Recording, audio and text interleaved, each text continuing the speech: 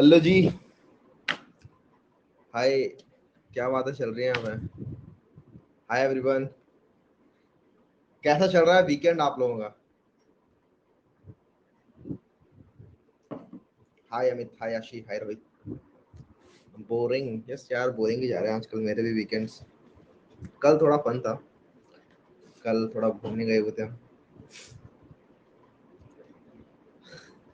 कौन सी देख रहे हो मूवी?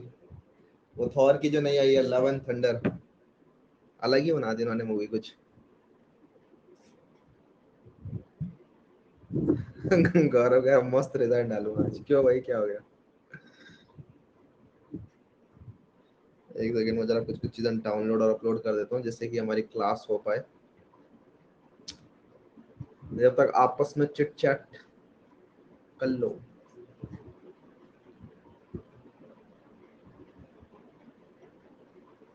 ए, ए, ए,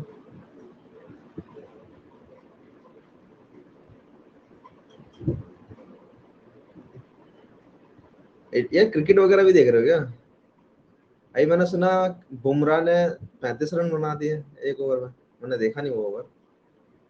कमाल की बात हो गई। और उसी बंदे के खिलाफ बनाया जिसने युवराज सिंह ने इसके ऊपर छक्के छक्के बजाए थे।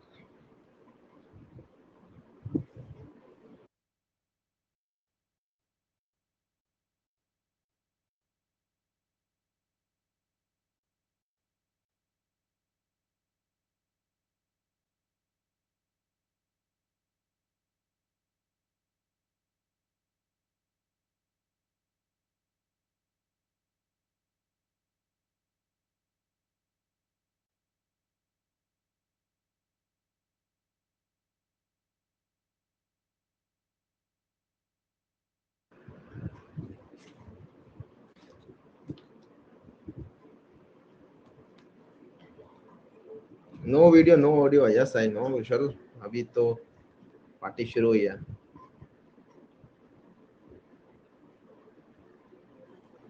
ठीक है जी, अब हो गया, हम पूरा सेटअप हो चुके हैं आप। तो आज स्ट्रिंग एल्गोरिथम रिलेटेड कुछ डाउट हो वो पूछ लेना। और कोई डाउट हो आगे पीछे कहीं से पूछ सकते हो, कोई दिक्कत वाली बात नहीं है। स्ट्रिंग एल्गोरिथम पढ़ रहे होंगे, स्क्रीन दिख रही है ना।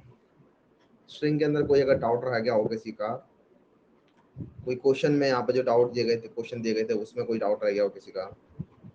स्ट्रिंग एल्गोरिथम्स तो ज़्यादा हमने डिस्कस करी नहीं, लेकिन अगर हाँ इन क्वेश्चंस में से कोई क्वेश्चन ना हो पाया हो तो वो पूछ सकते हो। Doubt on the Dutch. Doubt Dutch बोल लो। KMP algorithm is way too complicated यार। मतलब मैं तुम्हें पढ़ाने जाऊंगा ना तो केएमपी एल्गोरिथम में ही पूरा टाइम निकल जाएगा और बहुत ज़्यादा कुछ अच्छी आउटपुट निकल के आएगी नहीं। तो I will just share a very good resource with you जहाँ से आप जाके पढ़ लोगे। यहाँ पर काफी सारा टाइम वेस्ट हो जाएगा मैं केएमपी अगर पढ़ने लगे, because I don't think KMP कोई पूछेगा आपसे। कोड करने के लिए तो बिल्कुल नहीं बोला जाएगा। इंसर्शन, अच्छा मैं आप लोगों को डाउट ही देता हूँ ना, रेज हैंड कर रखे हैं आप लोगों ने। यहाँ पे भी डाउट है क्या? कोर्स रिलेटेड डाउट लेना प्लीज। डीएमपी एल्गोरिथम ठीक है भैया। सॉर्टिंग का स्पेसिफिक क्वेश्चन बहुत ज्यादा तो नहीं है ना, यूजुअली बाइनरी सर्च के साथ है। हाँ बेसिकली सही बात है। सॉर्टिंग से रिलेटेड ज्यादातर क्वेश्चन बाइनरी सर्च से रिलेटेड होते हैं, क्योंकि वही सॉर्टिंग में बाइनरी सर्च के अंदर आप लोग सॉर्टेड एरे में काम कर रहे होते हो। लेकिन हाँ, हमने जो क्वेश्चंस देखे हैं ना, जो मैंने आपको क्वेश्चंस दिए थे वो सॉर्टिंग रिलेटेड ही थे। कुछ कुछ कुछ और क्वेश्चंस भी मैं आपको दूंगा प्रैक्टिस के लिए, वो भी सॉर्टिंग रिलेटेड ही होंगे कुछ कुछ। एंड देन इसके अलावा जब हम बाइनरी सर्च में मूव करेंगे तब वहां पे भी सॉर्टिंग रिलेटेड क्वेश्चंस होंगे। तो ओवरऑल सारे के सारे जितने भी टाइप्स होंगे ना, डोंट वरी, सारे के सारे कवर हो ही जाएंगे एंड तक आते आते। Third largest element of an array, तो इजी है, ये तो कर लोगे यार। थर्ड लार्जेस्ट का केथ लार्जेस्ट भी कर सकते हो। थर्ड लार्जेस्ट तो इजी है खैर। केथ लार्जेस्ट अगर करना है तो उसके लिए हम वहाँ पे वो यूज करते हैं, प्रायोरिटी क्यू, वो हम देखेंगे बाद में। थर्ड लार्जेस्ट कर लेना है यार, इजी क्वेश्चन है। मतलब सेकंड लार्जेस्ट निकालने के लिए क्या करते हो, दो वेरिएबल का यूज करते हो। थर्ड लार्जेस्ट निकालने के लिए तीन वेरिएबल का यूज कर लेना, खत्म बात।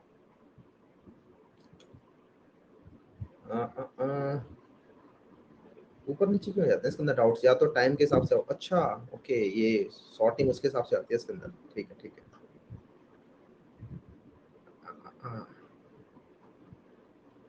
Revise two string classes fastly, ये करना है क्या?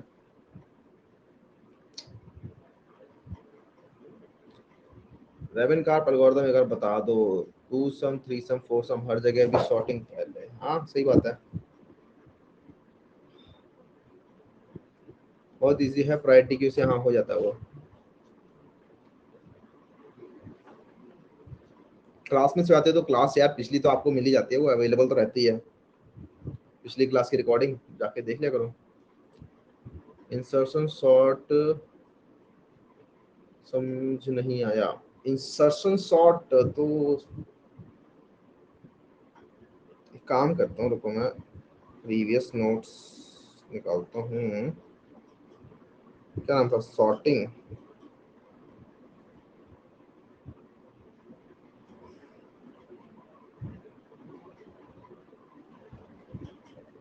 इंसर्शन सॉर्ट में वही तो है कि आपने एक एलिमेंट चूज किया, उसको आप इंसर्ट कर रहे हो उसकी असली जगह पे जहाँ पे उसको जाना है। कब पढ़ेंगे प्रायोरिटी क्यू? हीप वगैरह जब आएगा तो पढ़ेंगे यार, सब कुछ है। आप लोगों से डाउट ही रहता है वैसे बहुत ज्यादा।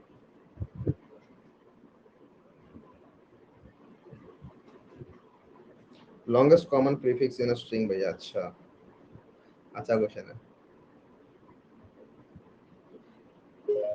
एक सेकंड रुक जाओ। हेलो। हेलो, हाय भैया। हाँ अभिजीत बोलिए। सॉर्टिंग एल्गोरिथम से रिलेटेड डाउट है, थोड़ा करियर से रिलेटेड डाउट है। किससे रिलेटेड? करियर का डाउट है, करियर से रिलेटेड। अगर समझ नहीं आ रहा, किसका डाउट है आपके पास? करियर रिलेटेड, अभी मैं सॉफ्टवेयर डेवलपमेंट में नहीं नहीं, हूँ। करियर रिलेटेड डाउट प्लीज आप मत पूछिए यार, क्योंकि आप सारे बच्चे यहीं पे यही कह रहे हैं। अगर आप देखोगे डाउट सेक्शन में तो बच्चे कह रहे हैं कि कोर्स रिलेटेड डाउट लेना प्लीज। अच्छा ठीक है। ठीक है, आपको अगर कोर्स रिलेटेड कोई डाउट हो तो अभी फिलहाल आज बोल दो। नहीं, कोर्स रिलेटेड तो नहीं है। आप क्या कर रहे हो अभी? बच्चा लोग पूछ लो करियर रिलेटेड यार, मैं काम का, फिर आप बोलोगे भैया डाउट नहीं लिया। नहीं, 2018 में बीटेक कंप्लीट करा था। अभी ओके। अभी इम्प्लीमेंटेशन इंजीनियर की तरफ पे काम कर रहा हूँ। और जी। शुरू में पहले एंड्रॉयड फ्रीलांसिंग काम करता था। सैलरी वाइज भी सब ठीक है, मतलब कोई प्रॉब्लम नहीं है। हम्म, और बट अभी रिमोटली, मतलब फुल टाइम रिमोट है मेरा। तो मतलब I am trying to switch to an SD role. But थोड़ा वो डाउट आता है कि 2018 में, क्योंकि बीटेक कंप्लीट करा हुआ है, बट उसके बाद से काम कर रहा हूँ टेक में, बट मतलब प्योर डेवलपमेंट के अंदर नहीं हूँ। तो हम्म। अगर मतलब जैसे मेहनत करने के बाद अगर स्किल्स वगैरह आ गई, तो एज या जैसे कोई और फैक्टर आ सकता है क्या कि मतलब जैसे अच्छी कंपनीज है, मैंग फैंग में जाने के लिए कोई ऐसे एज फैक्टर मतलब। आएगा क्या आप पूछ रहे हो? मुझे नहीं लगता एज फैक्टर आएगा। मैंने देखे हुए हैं सीनियर लोगों को एसडी1 की तरह काम करते हुए।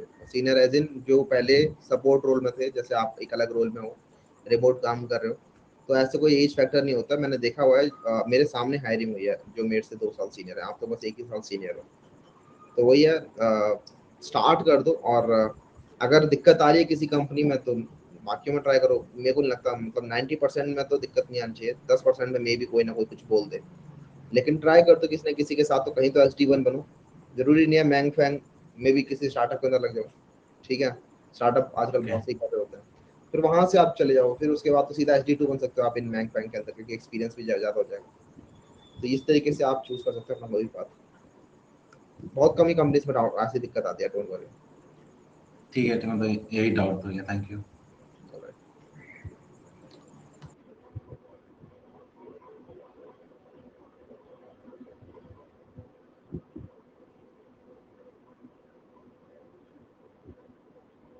स्ट्रिंग रिलेटेड क्वेश्चन नहीं हो पा रहे हैं, क्या दिक्कत आती है यार? स्ट्रिंग रिलेटेड मैंने आपको स्ट्रिंग बिल्डर बताया कैसे काम करता है। देन हमने सीखा कि किस तरीके से स्ट्रिंग बिल्डर काम करता है। और स्ट्रिंग के अंदर जो भी आपको गेट पुट सब स्ट्रिंग वगैरह जो भी होता है वो हमने सीख लिया। टू कैर एरे में कन्वर्ट करके भी आप चीजें कर लेते हो उसके अंदर। एंड देन हमने मतलब बस ये सीख ली स्ट्रिंग रिलेटेड। अब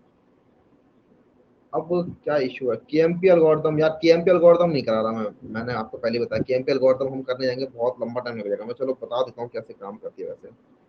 डाउट्स मैं आपको बता देता हूँ कैसे काम करती है, देन आप जाके पढ़ देना उसे। ठीक है, लेट्स लर्न केएमपी नाउ। किस लिए होती है भैया केएमपी एल्गोरिथम? यार हमने सीखी थी ना यहाँ पे कुछ कुछ एल्गोरिथम, रैबिन कार्प एल्गोरिथम हमने की थी, याद है वाली? इसके अंदर हम वो हैश निकालते जाते थे टेक्स्ट के अंदर पैटर्न का, एक बड़ा टेक्स्ट दे रखा है, उसके अंदर एक छोटा पैटर्न फाइंड करना है, तो इसके अंदर हम हैश निकालते आते थे और आगे बढ़ते रहते थे, राइट? इसके अंदर भी लेकिन हमने देखा था वर्स्ट केस में N into M time complexity आ रही थी। तो एक दूसरी एल्गोरिथम होती है KMP algorithm, Ruth Mary Ruth Mary Sprott, पता नहीं क्या नाम तो होता है इसका, ठीक है, रुथ मैरी स्प्रॉट, पता नहीं। केएमपी एल्गोरिथम होती है, आप जाके देख लेना, इसका फुल फॉर्म का से वो इतना इंपॉर्टेंट नहीं है।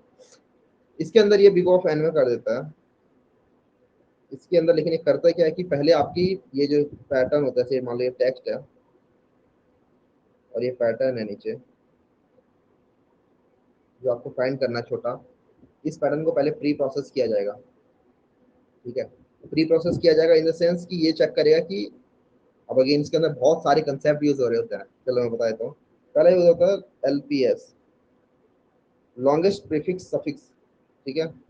एलपीएस फाइंड किया जाता है इसके अंदर, लॉन्गेस्ट प्रीफिक्स सफिक्स, और एक एरे बनाया जाता है, और उसकी हेल्प से आप देखते हो कि मुझे जो स्ट्रिंग है वो कितनी स्लाइड करनी है आगे, ये पैटर्न मुझे कितना आगे स्लाइड करना है, ठीक है? अभी क्या कर देते हैं, मगर अगर आप नॉर्मल एकदम बेसिक एल्गोरिथम देखो तो उसमें क्या होता है, हमारे पास एक टेक्स्ट होता है, हमने ये मैच किया, एक एक करेक्टर करके मैच कर रहे हैं, मैच कर रहे हैं, मैच कर रहे हैं, मैच कर रहे हैं, मैच कर रहे हैं, सपोज करो ये वाला करेक्टर मैच नहीं किया इसके साथ, ठीक है?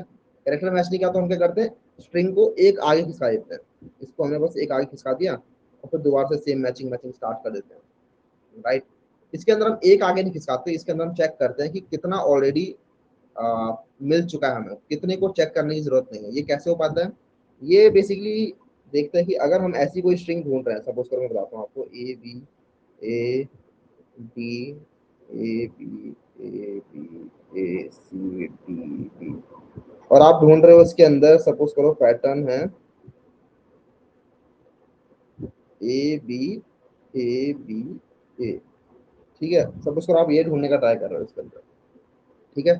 तो आप क्या करोगे, ए बी ए के लिए ना एक फाइंड कर लोगे एक ऐसा एरे, इसको मैं अलग लिख देता हूँ वैसे तो, चलो कोई, इसके लिए एक अपना एलपीएस एरे बनाओगे आप, ठीक है? ये होता है आपका लॉन्गेस्ट प्रीफिक्स सफिक्स। बेसिकली ये बताता है कि कोई ये जो एलिमेंट है, ये हर पोजीशन पे जो हर पोजीशन पे जो एलिमेंट है वो बताता है कि what is the longest prefix in that सब string which is also the suffix. ये प्रीफिक्स जो होता है ये होता है proper prefix, longest proper prefix इन अ सफिक्स। ये क्या होता है भैया? तो एक बार जरा एक एग्जांपल से समझते हैं। सपोज करो स्ट्रिंग है ए बी सी ए, ऐसी स्ट्रिंग है, ठीक है? इसके लिए आपको बनाना है, तो इस जगह पे जो एलिमेंट होगा वो बताएगा कि क्या लेंथ है। अगर सिर्फ हमारे पास स्ट्रिंग होती ए, ठीक है, ऐसा समझो, अगर सिर्फ हमारे पास एक स्ट्रिंग होती ए लेंथ की, तो इसके अंदर longest prefix that is also the suffix वो कितनी लेंथ का है? तो 0 लेंथ का है, ठीक है? आप बोलोगे नहीं भैया ए और ए तो मैच कर रहा है, लेकिन ऐसा नहीं है। जो प्रॉपर प्रीफिक्स होता है उसके अंदर लास्ट कैरेक्टर काउंट नहीं होता है। थोड़ा सा लर्निंग का होगा, समझते चलना, अगर धीरे धीरे तो समझ में आएगा तो आगे भी समझते चलोगे। तो अगर आप देखोगे जीरो पोजीशन के लिए अगर आपको चेक करना है, तो प्रीफिक्स जो प्रॉपर प्रीफिक्स है वो है सिर्फ एम्प्टी स्ट्रिंग, और जो सफिक्स है, और जो प्रीफिक्स है वो ये है, और जो सफिक्स है वो है ए। तो मैच नहीं कर रहे दोनों के दोनों, तो इसलिए यहाँ पर 0 लेंथ का होगा। ए बी के अंदर अगर मान लो 1 पे बात करें, तो प्रीफिक्स जो होंगे वो होंगे आपके एम्प्टी स्ट्रिंग और ए, और सफिक्स जो होंगे वो होंगे आपके बी, मतलब एम्प्टी तो होगा ही, और बी और ए बी। कुछ भी मैच नहीं किया तो यहाँ पर भी 0। टू के लिए देख लेते हैं, तो प्रीफिक्स क्या क्या बनेंगे, एक तो होगा एम्प्टी स्ट्रिंग, एक होगा ए, और एक होगा ए बी, और सफिक्स जो होंगे वो होंगे आपके ए बी ए और ए बी ए, ठीक है? तो यहाँ पर देख लो ये ए से ए मैच कर गया, इसलिए यहाँ पर 1 लेंथ का हो जाएगा। अब मुझे इसका बताओ, ए बी के लिए क्या होगा, थर्ड के लिए क्या होगा, कितना आएगा। यहाँ पर अगर आप प्रीफिक्स देखोगे तो बनेंगे एम्प्टी स्ट्रिंग ए बी और साथ में ए बी ए, और सफिक्स देखोगे तो आएगा आपका B A B B A B और ए बी ए बी।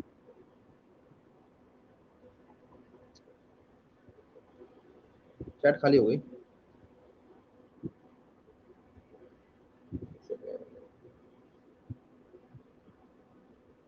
मैं दिखाई दे रहा हूँ कुछ एकदम ही सबके सब शांत हो गए। मैं कह रहा हूँ इस पोजीशन पे कितना आएगा मुझे बताओ।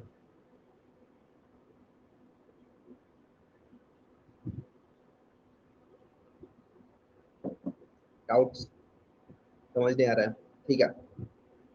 देखो भाई, प्रीफिक्स और सफिक्स दो चीजें होती हैं, समझो मैं दोबारा से बताता हूँ। प्रीफिक्स होता है, एक सफिक्स होता है। प्रीफिक्स होता है बेसिकली स्ट्रिंग के अंदर छोटा आगे वाला जो पार्ट होता है, ठीक है। स्ट्रिंग के अंदर जो आगे वाली सब स्ट्रिंग होती है वो होती है प्रीफिक्स। एक स्ट्रिंग के अंदर मल्टीपल प्रीफिक्स हो सकते हैं। अगर स्ट्रिंग है आपकी ए बी सी, अगर आपकी स्ट्रिंग है ए बी सी तो इसके अंदर मल्टीपल प्रीफिक्स हो सकते हैं। एक तो होगा एम्प्टी, एम्प्टी स्ट्रिंग, एक होगा ए, एक होगा ए बी, ये होंगे इसके प्रीफिक्स, ठीक है। प्रॉपर प्रीफिक्स, प्रॉपर प्रीफिक्स के अंदर क्या होता है, लास्ट कैरेक्टर को काउंट नहीं करते हैं, तो इसीलिए एम्प्टी ए और A B, these are the prefix. Suffix क्या होंगे, जो लास्ट वाली स्ट्रिंग होते हैं, लास्ट वाले जो कैरेक्टर्स होते हैं, राइट। तो उसके अंदर आपका आपका सी बी सी और ए बी सी, आप समझ में आ रही है। तो हमारा ये जो एलपीएस एरे होता है, लॉन्गेस्ट प्रीफिक्स सफिक्स एरे, इसके अंदर बेसिकली आप फिल करते हो कि कितनी ऐसी लेंथ है जो कि प्रीफिक्स भी है और साथ में सफिक्स भी है, ठीक है। एंड द मैक्सिमम लेंथ, कौन सी मैक्सिमम लेंथ है। तो यहाँ पर आप देख रहे हो ये ए बी जो है ये प्रीफिक्स भी है और ए बी जो है वो सफिक्स भी है for this string A B. ये थ्री है ना, थ्री थर्ड पोजिशन पे, ये थर्ड पोजिशन पे है, 0 1 2 3 4 5 6, ठीक है जी। थर्ड पोजिशन पे ये बी आ रहा है, तो इसके लिए हमने प्रीफिक्स भी निकाले सफिक्स भी निकाले, हमने देखा ए बी मैच कर रहा है, ये तीन लेंथ का दो लेंथ का है, तो इसलिए इस जगह पे आएगा दो। आप समझ में आ गया। सफिक्स इक्वल टू पोस्टफिक्स, नहीं, अलग ही चीज होती है पोस्टफिक्स। पोस्टफिक्स तो वो होता है यार, प्रीफिक्स पोस्टफिक्स जो एक्सप्रेशन होते हैं वो सब अलग होते हैं। बेसिकली स्ट्रिंग की टर्मिनोलॉजी से कि प्रीफिक्स आगे वाला पार्ट होता है और सफिक्स लास्ट वाला पार्ट होता है, ठीक है। अच्छा, अब अगर हमारी चार लेंथ हो गई तो चार लेंथ में आ जाएगा ए बी सी। इसके अंदर कितनी लेंथ का प्रीफिक्स है जो कि सफिक्स भी है, मुझे बताओ।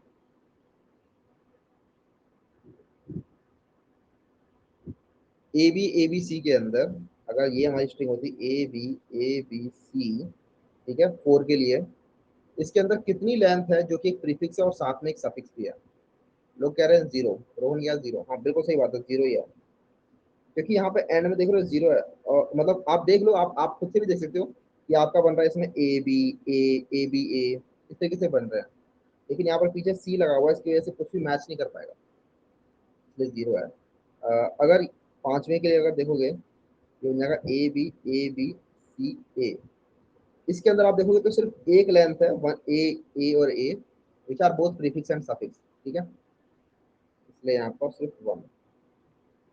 और अगर छठा देखें तो बन जाएगा ये ए बी सी ए बी। इसके अंदर आप देखोगे तो ए बी और ए बी, सिर्फ ये दो हैं, ठीक है, सिर्फ ये दो हैं। ये बनाने से फायदा क्या हो गया भैया, ये बनाने से फायदा ये है कि जब आपने मैच करते जा रहे हो कैरेक्टर्स को, कैरेक्टर के साथ मैच कर रहे हो, जैसे यहाँ पर आप मैच कर रहे हो, ठीक है, तो आपने ये जो स्ट्रिंग दे रखी है आपको ए बी ए, इसके लिए आपने पहले तो एलपीएस निकाला, पहले तो मैं इस एलपीएस को फिल कर लेता हूँ। तो इसके लिए होगा जीरो, इसके लिए हो जाएगा जीरो, इसके लिए हो जाएगा वन, इसके लिए हो जाएगा टू और इसके लिए हो जाएगा थ्री। ये थ्री क्यों हो रहा है समझ में आ रहा है ना, क्योंकि यहाँ पर देख रहे हो लास्ट कैरेक्टर के लिए ए बी ए यहाँ भी है और ए बी ए यहाँ भी है, तो इसलिए तीन लेंथ का हो गया। थोड़ी सी ऑप्टिमाइजेशन आती है इससे, और ऑप्टिमाइजेशन जो होती है वही आपकी ये बिग ऑफ एन में कर देते हैं। पहले तो आपने प्री प्रोसेसिंग करी इस तरीके से, सबसे पहले तो ये प्री प्रोसेसिंग करके एलपीएस एरे बनाना, यही कॉम्प्लिकेटेड होता है थोड़ा सा।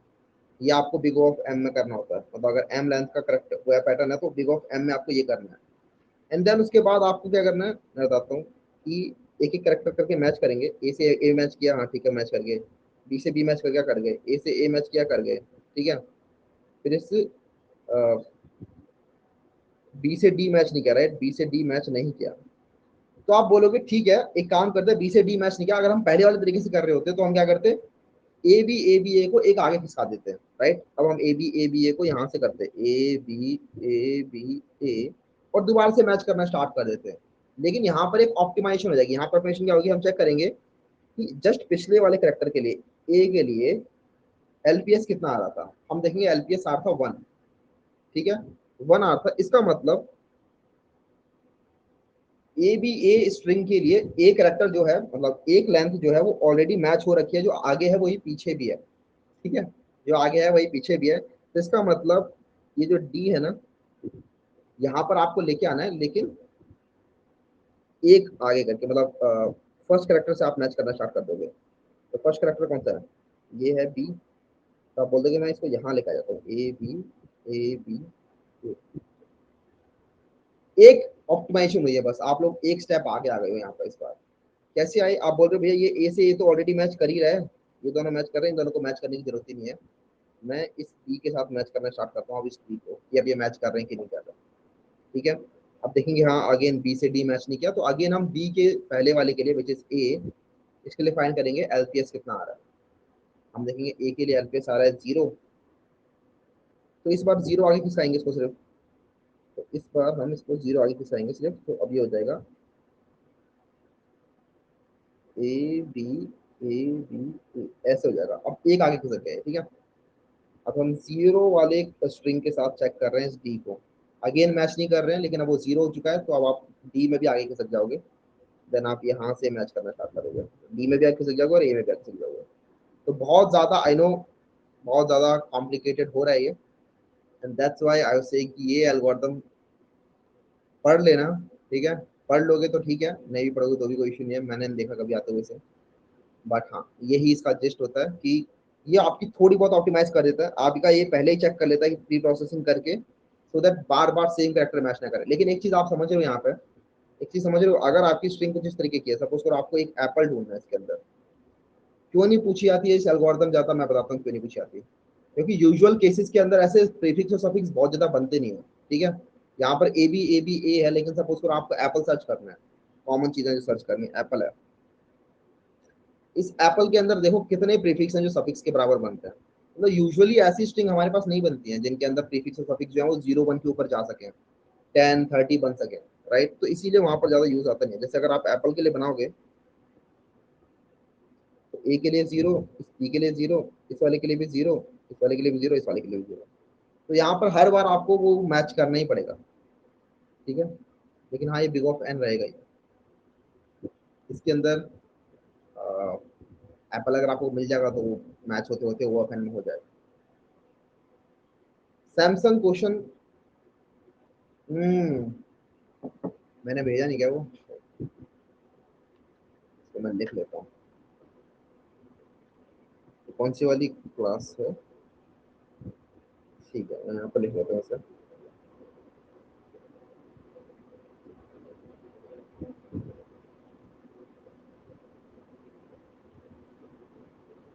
देखो अगर वो एक्टिव हुआ तो मिल जाएगा ठीक है, अगर वो एक्टिव नहीं हुआ तो ढूंढना पड़ेगा। मैं खुद भी गूगल सर्च ही करने वाला हूँ। गिटहब पे भी था और साथ में एक उस पर भी था, कोड फोर्सेस के ऊपर भी एक बंदे ने आर्टिकल बना दिया था उसका, तो मिल जाना चाहिए, डोंट वरी। हार्ड लेवल ही था ये, केएमपी हार्ड लेवल क्वेश्चन लो, ठीक है। हाँ लेंगे हार्ड क्वेश्चन भी, और ले ही रहे हैं हम, कर भी हैं इवन। मैं आपको बस बताता नहीं हूँ ये हार्ड लेवल क्वेश्चन है, लेकिन वो हार्ड होता है, फिर हम समझ लेते हैं उसे, देन हम देखते हैं लीड कोड पे जाके देखते हैं ये तो हार्ड था, लगा नहीं हार्ड, लेकिन इसकी MP important not so much. जैसे मैंने आपको बताया वो तभी काम करता है रियल वर्ल्ड के अंदर। और इवन जो हमारी एल्गोरिथम होती है जावा के अंदर, जैसे जावा के अंदर डॉट कंटेन्स होता है ना, कंटेन्स,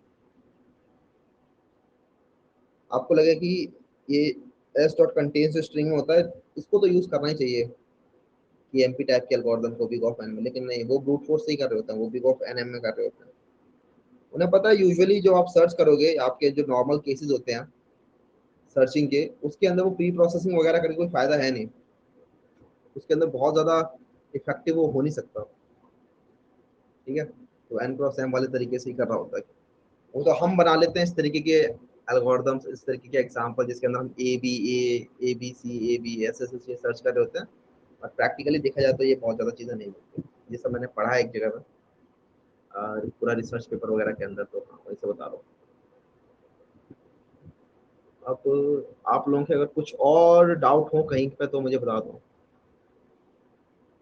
एक बंदे ने कुछ तो डाला है यहाँ पर, सैमसंग, मे भी यही हो।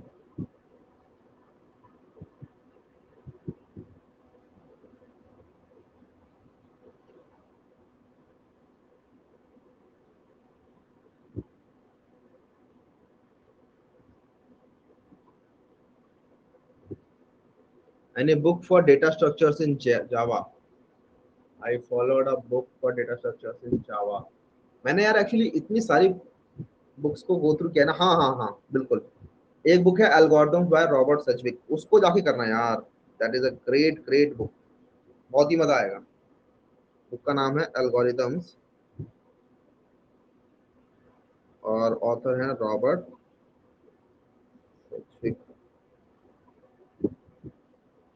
इसकी ना ई बुक मिल जाएगी आपको, प्रिंसटन के हैं, पता नहीं कहाँ के, स्टैनफोर्ड के हैं शायद।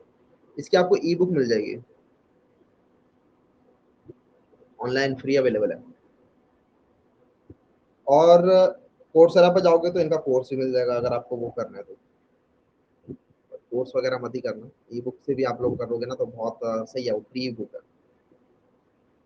तो उधर बहुत सारी एल्गोरिथम्स और डेटा स्ट्रक्चर्स उन्होंने जावा में करा रखे हैं, अच्छे से करा रखे हैं काफी। तो go and follow that book, I would recommend it.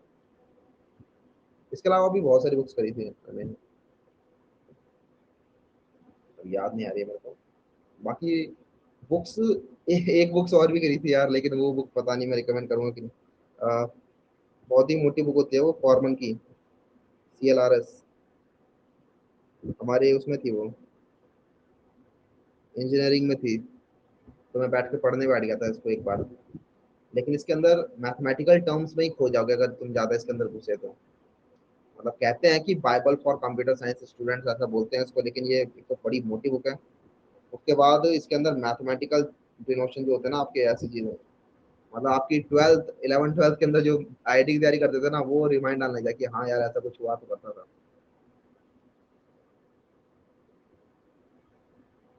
ठीक है जी। नरसिम्हा कानुवंशी भी कर सकते हो, हाँ वो C++ के अंदर है, आई थिंक जावा भी बना रखा है।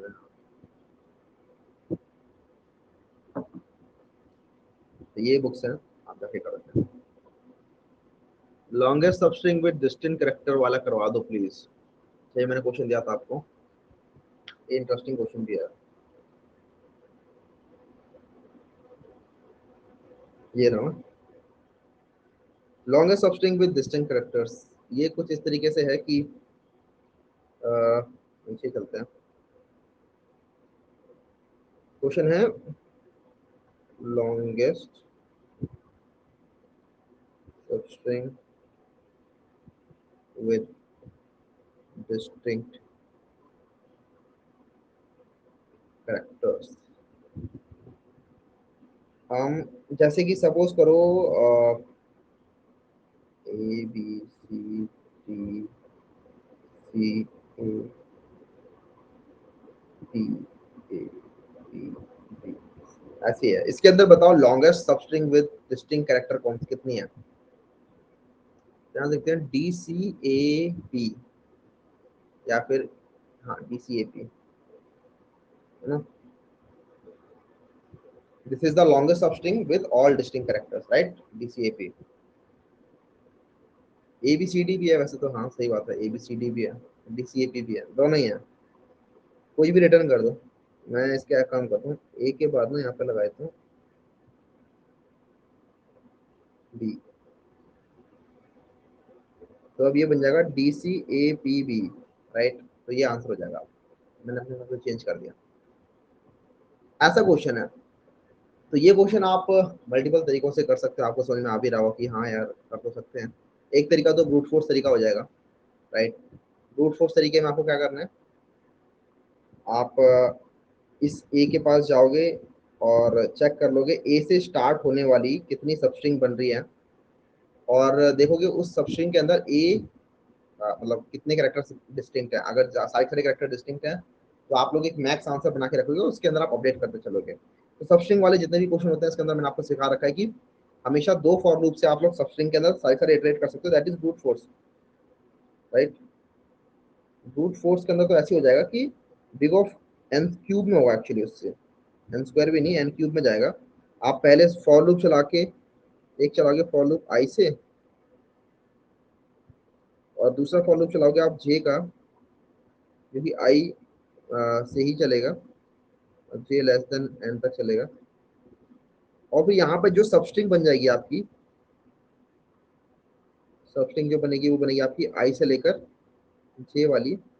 इसको आप चेक करोगे क्या इसके अंदर सारे सारे डिस्टिंक्ट कैरेक्टर्स हैं।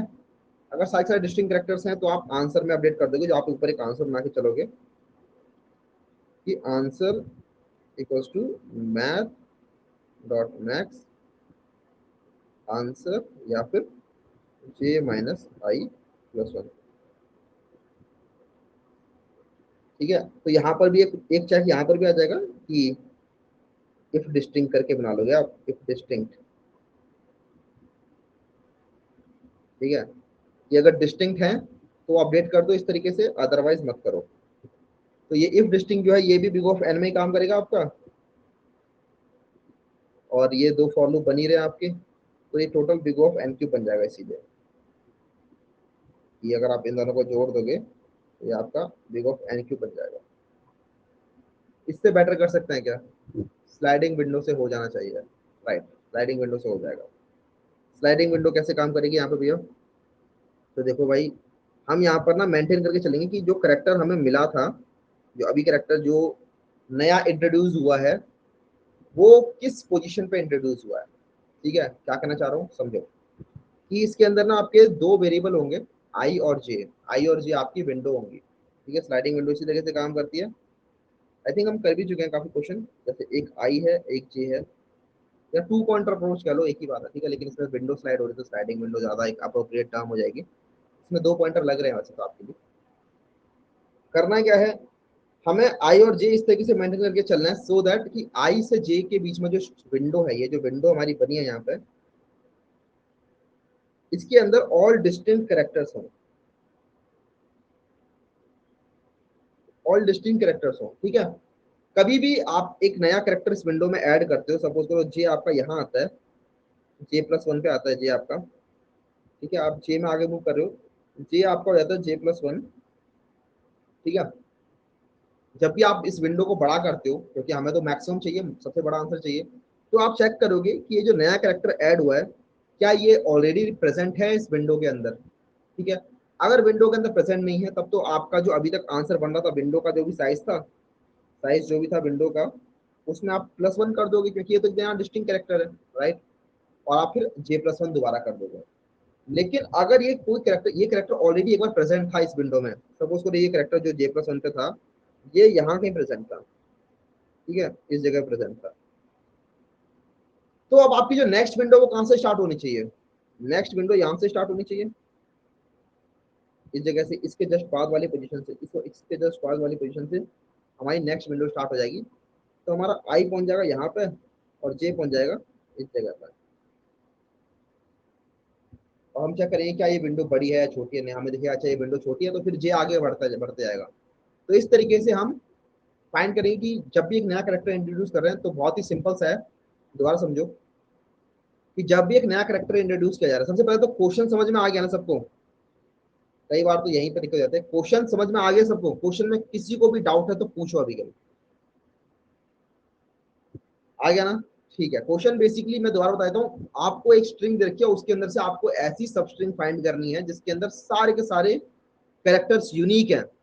जैसे हम यहाँ पर दे सकते हैं कि ये जो स्ट्रिंग है, ये जो सब स्ट्रिंग है DCAPB, ये एक ऐसी सब स्ट्रिंग है जिसके अंदर सारे के सारे कैरेक्टर्स यूनिक हैं, और सबसे लंबी स्ट्रिंग है ये। ठीक है, तो इसका आंसर हो जाएगा एक दो तीन चार पांच, पांच आंसर हो जाएगा इसका।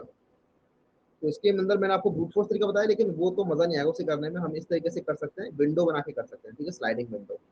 अब स्लाइडिंग विंडो का मैं सिर्फ कंसेप्ट आपको ऊपर ऊपर से बता रहा हूँ, इम्प्लीमेंटेशन अभी हम देखेंगे बाद में। कंसेप्ट दोबारा समझते हैं कि हमारे पास, मैं दोबारा बनाता हूँ, ठीक है, हमारे पास एक विंडो है और इस विंडो के अंदर जितने भी कैरेक्टर्स हैं, ये हमारा आई है, और सपोज करो ये स्ट्रिंग तो बहुत लंबी है, मतलब यहाँ तक है, लेकिन अभी तक हमने जो विंडो पकड़ रखी है ना वो यहाँ तक है, जे इस कैरेक्टर पे है। इसके अंदर, इस विंडो के अंदर सारे के सारे डिस्टिंक्ट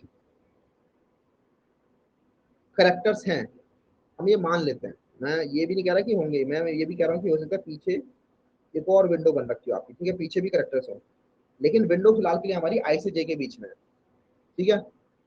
अब हम क्या करेंगे, अपनी विंडो को आगे बढ़ाएंगे, हम जे से जे प्लस वन पे जाएंगे, ठीक है, इसी से हमारी विंडो बड़ी होगी, तो मैं दिखाऊंगा जे से जे प्लस वन पे। अगर जे ये था तो जे प्लस वन ये हो जाएगा। अब हम चेक करेंगे क्या जे प्लस वन ऑलरेडी इस विंडो के अंदर प्रेजेंट है, ठीक है। अगर प्रेजेंट है तब तो, सॉरी, अगर प्रेजेंट नहीं है तब तो आपका जो जे है वो सिंपली जे प्लस वन हो जाएगा और फिर आप आगे बढ़ जाओगे, ठीक है। अगर प्रेजेंट नहीं है तब तो ठीक है, हमारे डिस्टिंक्ट कैरेक्टर्स हैं अभी भी सारे के सारे, हमारी विंडो बड़ी हो गई। लेकिन अगर जे कहीं, ये वाला कैरेक्टर जो है जे प्लस वन वाला जो कैरेक्टर है वो कहीं प्रेजेंट है, सपोज करो इस जगह प्रेजेंट है, जे प्लस वन वाला कैरेक्टर इस जगह बीच में कहीं प्रेजेंट है, तो आप पहले उस जे प्लस वन वाले कैरेक्टर की पोजीशन ढूंढोगे ये कहाँ प्रेजेंट है, और अपनी विंडो को बोल दोगे कि विंडो अब आगे से स्टार्ट होगी, आई जो है आपका आगे चला जाएगा, आई आपका आ जाएगा इधर। बात समझ में आ रही है? आई आपका सीधा कूद के यहाँ चला जाएगा और आपकी विंडो जो है वो अब छोटी हो जाएगी। अब आप इस विंडो को, ये जो आपकी अपडेटेड विंडो है, इस वाले को तो हटा दोगे, तो आपकी ये जो अपडेटेड विंडो है इसमें आप लोग जे प्लस वन करते चलोगे, और ऐसा करते चलोगे आप, हमेशा यही मेंटेन करके चलो कि हाँ ये जो विंडो बन रही है हमारी आई से जे के बीच में जो विंडो बन रही है, ये हमेशा यूनिक कैरेक्टर्स है, इसके अंदर डिस्टिंक्ट कैरेक्टर्स हैं। तो आप इस तरीके से इस क्वेश्चन को सॉल्व कर सकते हो। अब इस क्वेश्चन के अंदर दो तीन चीजें बन रही हैं जिनको हमें ऑप्टिमाइज करना है, ठीक है। अब लॉजिक समझ में आया वैसे, या अभी भी कोई दिक्कत? अब कोई दिक्कत? अब विंडो को हैश सेट में डाल देंगे, मतलब कह रहा है, ठीक है, दिस इज अ वे, ठीक है, विंडो को आपने हैश सेट में डाल दिया। मतलब बेसिकली अब तो ये प्रॉब्लम बन जाती है कि कैसे भी करके हमें विंडो में चेक करना है कितने डिस्टिंक्ट कैरेक्टर्स हैं, ठीक है। विंडो के अंदर में देख रहा है कितने डिस्टिंक्ट कैरेक्टर्स हैं, लेकिन इसके अलावा एक चीज और भी तो है, हमें ये अगर ये भी पता चल जाए कि जो नया कैरेक्टर हमने इंट्रोड्यूस किया है जे प्लस वन पे, ये लास्ट टाइम किस पोजीशन में प्रेजेंट था, तो मैं सीधा आई को उसके आगे पहुंचा दूंगा। बात समझ में आ रही है?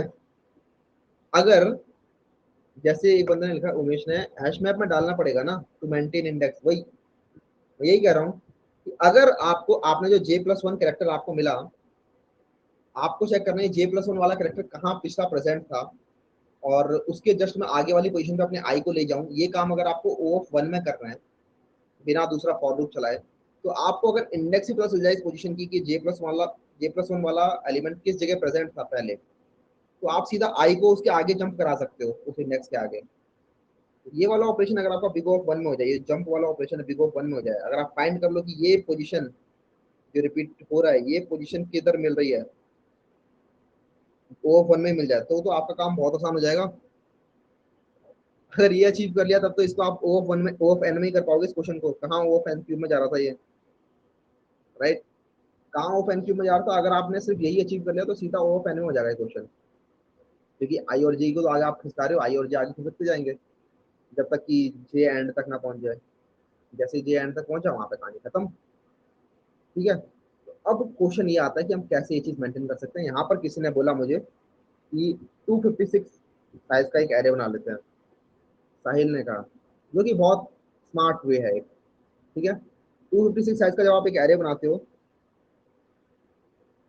256 साइज का जब आप एक एरे बनाते हो, 256 साइज का ही क्यों बोल रहे हैं, क्योंकि हमारे पास जो कैरेक्टर्स होते हैं वो 256 से ज्यादा हो नहीं सकते, राइट। ये मैंने आपको मल्टीपल टाइम बता रखा है, जो हमारे एस्काई कैरेक्टर्स होते हैं 256 कैरेक्टर्स होते हैं, और ये जो एरे होगा ये बताएगा इंडेक्स, ठीक है, इसका नाम आप रख सकते हो इंडेक्स एरे। ये आपका बताएगा कि कोई भी एलिमेंट, कोई भी कैरेक्टर लास्ट टाइम कहाँ प्रेजेंट था, ठीक है, जस्ट लास्ट टाइम, ये नहीं कि पूरे एरे में कहाँ कहाँ प्रेजेंट था, नहीं, सिर्फ लास्ट टाइम कहाँ प्रेजेंट था उसी से आपको काम है। मान लो अब रियल एग्जांपल ले लेते हैं कुछ। मान लो ऐसी स्ट्रिंग है आपकी, ये वाली उठा लेते हैं ना।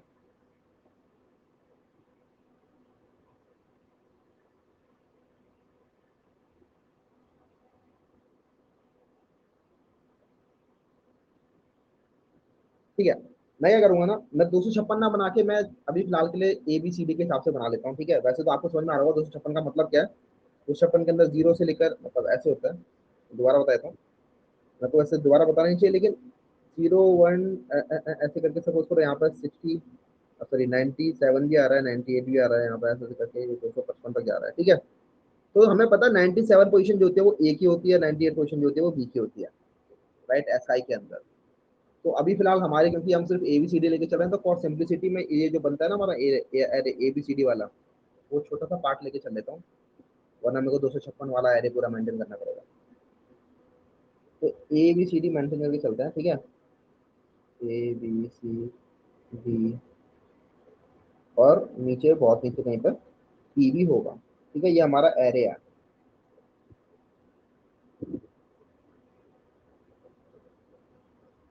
ऐसे हाँ, पी के नीचे क्यू भी होगा। ठीक है, लेकिन हमें कोई लेना देना नहीं है, क्योंकि हमारे पास यहाँ पर ए बी सी डी और पी ही है। अब देखो क्या होगा, हमें देखना है ए अभी तक कहाँ प्रेजेंट था। हमने देखा ए अभी सिर्फ जीरो इंडेक्स पे प्रेजेंट है, ऑलराइट, तो हमने ए के अंदर डाल दिया कि यहाँ इसकी जो लास्ट नोड पोजीशन थी वो जीरो थी। अब मेरा जे जो है वो जाएगा यहाँ पे पी पे। ठीक है, आई को मैंने यहाँ फिक्स कर दिया, जे मेरा आगे से तक जाएगा। जे बोलेगा अच्छा बी कहाँ प्रेजेंट था, अभी तक बी देखा, बी कहीं प्रेजेंट नहीं था। क्यों नहीं प्रेजेंट था, क्योंकि शुरुआत में सब जगह -1 फिल कर दूंगा मैं, राइट, सब जगह -1 फिल रखा है। बी देखा, बी तो अभी तक कहीं मिला ही नहीं, चलो ठीक है, नया करेक्टर है, डिस्टिंक्ट करेक्टर है, डिस्टिंक्ट करेक्टर मिलता है तो हम अपनी विंडो को बड़ा कर देते हैं। Is he explaining KMP algorithm? No no no no, हम ये वाला क्वेश्चन कर रहे हैं, लॉन्गेस्ट सब स्ट्रिंग विद डिस्टिंक्ट करेक्टर। ठीक है जी।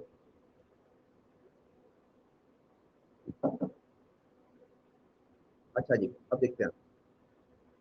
हमने बी को पकड़ा, और बी की हमने इंडेक्स देखी कहाँ पर है। हमने देखा बी अभी तक इससे पहले दोबारा नहीं मिला था, क्योंकि -1 पोजीशन है। तो हमने बी का इंडेक्स जो था 1, वो डाल दिया। मैं इंडेक्स भी लिख देता हूँ यहाँ पर, 0 1 2 3। ठीक है, उसके बाद सी मिला, सी भी प्रेजेंट नहीं था, तो सी की इंडेक्स में डाल दी 2, और जे आगे चला जाएगा। जे आपकी जो विंडो है वो आगे बढ़ गई। ठीक है, अब तो जे आपकी यहाँ पे आ जाएगी। हम बोलेंगे डी कहाँ पर है, तो डी पहले नहीं था, तो डी आ जाएगा 3 पर। डी है थर्ड इंडेक्स पे प्रेजेंट, और हमने जे को आगे बढ़ा दिया। अच्छा, एक चीज और, जब आप ये कर रहे हो तो आप एक आंसर भी मेंटेन करके चल रहे हो, जिसके अंदर आप वैल्यू फिल कर रहे हो J-i+1 करके।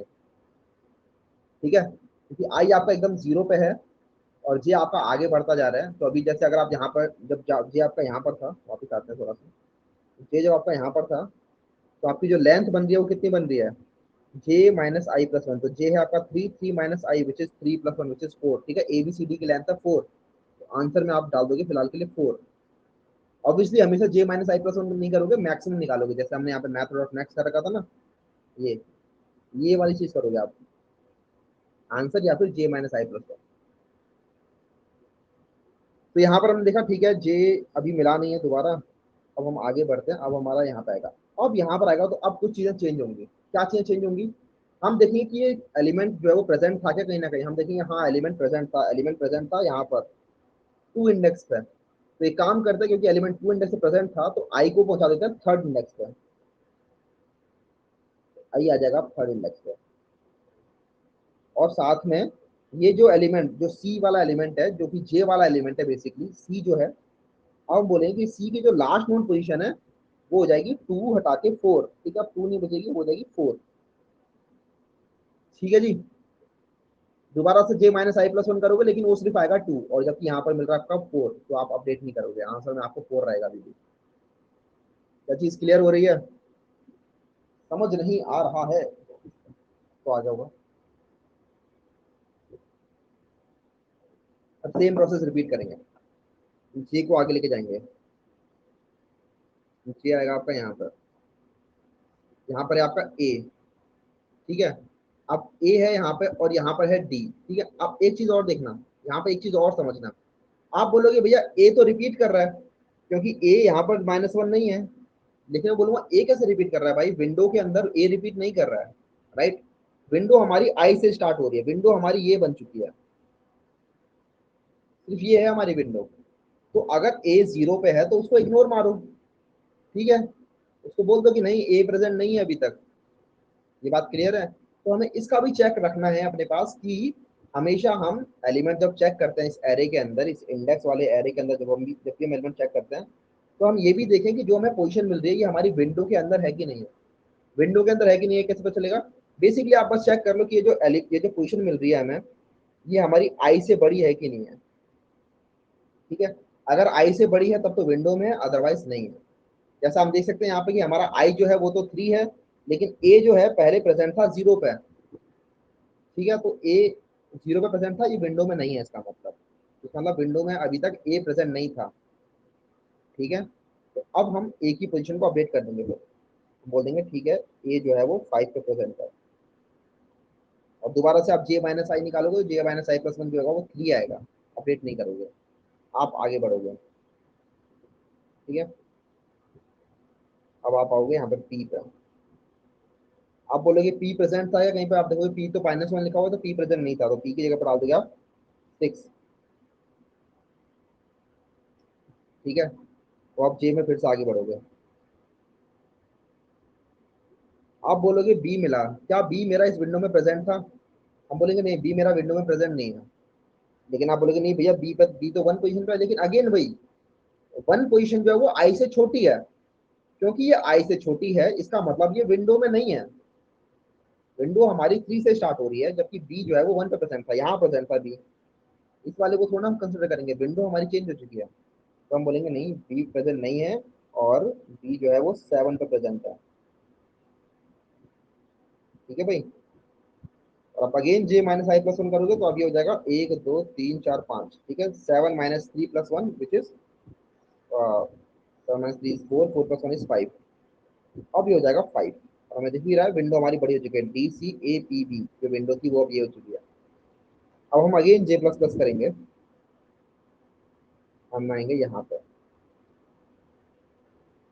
तो हम कंपेयर करेंगे क्या बी प्रेजेंट है, तो हम देखेंगे हाँ बी एक्चुअली प्रेजेंट है, क्योंकि बी जो है वो यहाँ पर इससे जस्ट पहले ही मिला था इस जगह पे, देख रहे हो।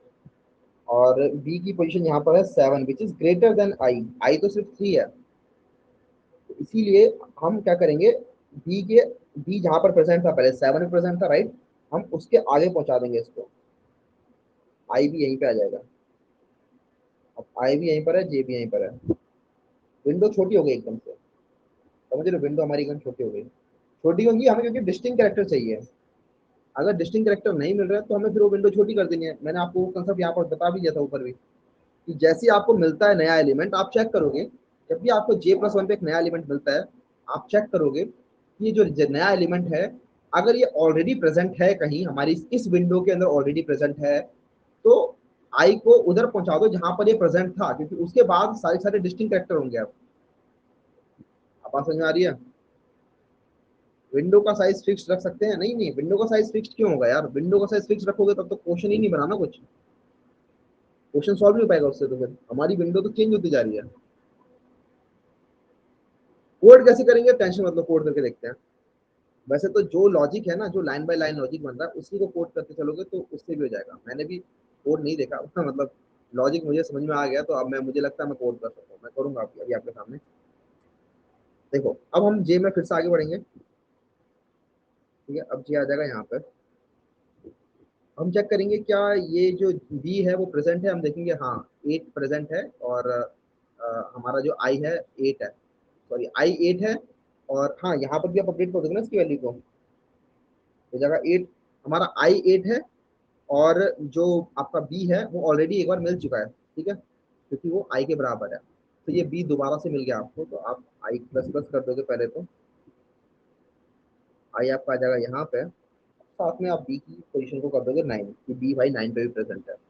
उसके बाद आप जे को आगे पहुंचा दोगे, जे आपका आ जाएगा यहाँ पे, आप चेक करोगे सी प्रेजेंट है क्या, हम देखेंगे हाँ सी प्रेजेंट तो था लेकिन 4 पे प्रेजेंट था, इसका मतलब सी प्रेजेंट नहीं है, तो आप सी की पोजीशन को अपडेट कर दोगे, सी की पोजीशन देगी 10, और आपकी विंडो आएगी यहाँ पर बी सी सिर्फ 2 साइज की, तो कोई दिक्कत नहीं, जे को आप आगे बढ़ाओगे, लेकिन अब जे को आगे बढ़ाओगे तो कुछ नहीं मिलेगा यहाँ पर। और क्योंकि अब यहाँ पे आपका वो खत्म हो गया जे, तो आपने सारे सारे ट्रैवल कर लिया है, ट्रैवल करने के बाद हमें दिखा कि सबसे लंबी जो लेंथ आई है वो थी यही 5 लेंथ। ठीक है भाई लोग, इससे आप लोगों का ये बिग ऑफ एन में हो जाएगा। आपने यूट्यूब पर स्टार्ट करवाया है। अब जरा इसका देखते हैं कोड कैसे करेंगे।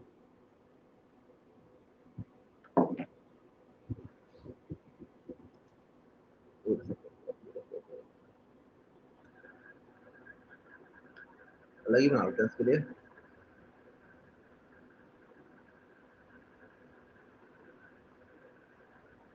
कौन सा डाउट सेशन नंबर है ये?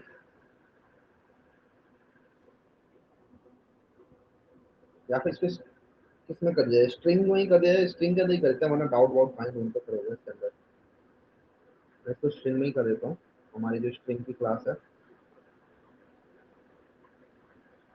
और स्ट्रिंग के अंदर भी उस वाली डाउट सेशन में करते हैं जो स्ट्रिंग की सेकंड क्लास में था ना ये।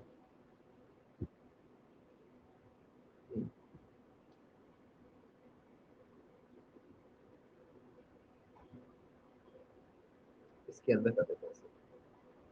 Alright, static int longest substring with distinct character, longest substring distinct characters। अगर आपको एक स्ट्रिंग रखोगी सी एस, स्ट्रिंग ना लेके मैं कैरेक्टर एरे ले लूं, उससे मैं जल्दी जल्दी कर सकता हूँ वरना कैरेट कैरेट लिखना पड़ेगा। ठीक है, तो मैं कैरेक्टर एरे बना लेता हूँ एक। आपको स्ट्रिंग दिखेगी तो आप उसके अंदर पास कर सकते हो स्ट्रिंग डॉट टू का एरे, इससे आपका कैरेक्टर एरे मिल जाएगा आपको। अब हम यहाँ पे क्या करेंगे, दो वेरिएबल मांगे, एक हो जाएगा हमारा आई जो होगा 0 और ये भी होगा हमारा 0। और साथ में एक बनाएंगे हम इंडेक्स नाम का एरे, इसके अंदर साइज होगा उसका 256। और आप इसको फिल कर दोगे, इस एरे को फिल कर दोगे आप -1 के साथ। या तो आप एरेज डॉट फिल करके कर लो या फिर फॉर लूप चला के कर लो, कोई दिक्कत नहीं है। ठीक है भाई, उन्होंने पूरा पूरा कोड छाप दिया यहाँ पे लगता है। हैशमैप, हाँ हैशमैप से भी कर सकते हैं, बिल्कुल हैशमैप से भी कर सकते हो। और इवन इस वाले तरीके से भी कर सकते हो, हैशमैप भी करोगे क्योंकि देखो हैशमैप में भी एट हैशमैप के अंदर भी 256 ही कैरेक्टर्स आने वाले हैं। बात समझ रहे हो? हैशमैप के अंदर भी 256 एंट्रीज ही आने वाली है, तो ऐसा कुछ नहीं कि यहाँ पर आपका big of N space use हो रहा है। हमें कुछ समझ में आ रहा है कि हैशमैप का माना हमने साइज फिक्स नहीं किया है 256, लेकिन 256 से ज्यादा बड़ा थोड़ा हो जाएगा हैशमैप। लेकिन अगर हमें हैशमैप नहीं पता अभी तक तो हम कैसे कर लेंगे हैशमैप यूज, तो इसलिए हम यहाँ पे एरे से कर रहे हैं इसे। ठीक है भाई, तो ये हो गया हमारा फॉर लूप। यहाँ पर फॉर लूप में while j is less then s dot length, तब तक हमारा लूप चलेगा। हम चेक करते हैं कि ये जो करेक्टर है j, इसकी लास्ट पोजीशन क्या आती है। ठीक है, इंट लास्ट पोजीशन। तो हमें ये जो करेक्टर है एस जे, इसकी लास्ट पोजीशन ढूंढनी है, तो ये हमें मिलेगा इंडेक्स के अंदर।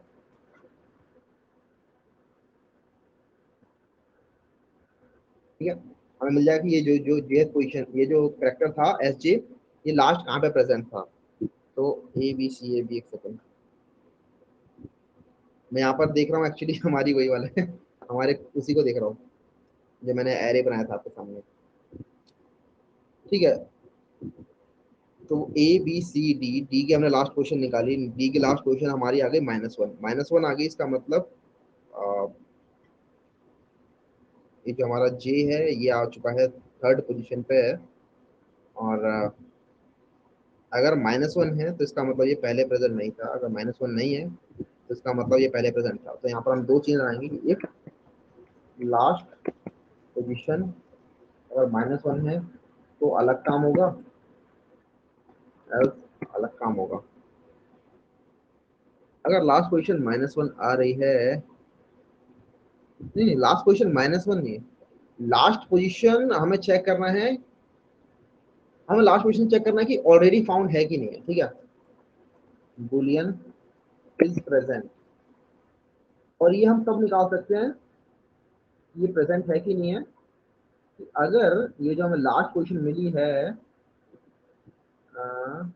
ये हमारी आई से बड़ा है, ठीक है। तो इफ लास्ट, तो मैं इफ कंडीशन लगा देता हूँ यहाँ पे, पहले तो मैं पॉज कर देता हूँ इसको। इफ लास्ट पोजीशन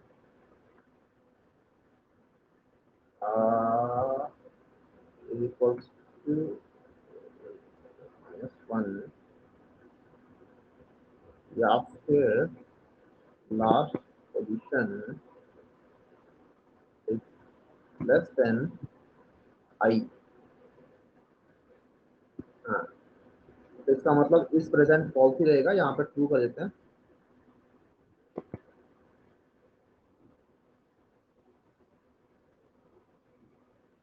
इस केस में हमारा लास्ट प्रेजेंट नहीं है। ये समझ में आया इफ कंडीशन मैंने यहाँ पे क्या किया है, विंडो के अंदर है या नहीं है। हाँ बिल्कुल सही बात है, ये सिर्फ मैंने विंडो के अंदर चेक करने के लिए बनाया है।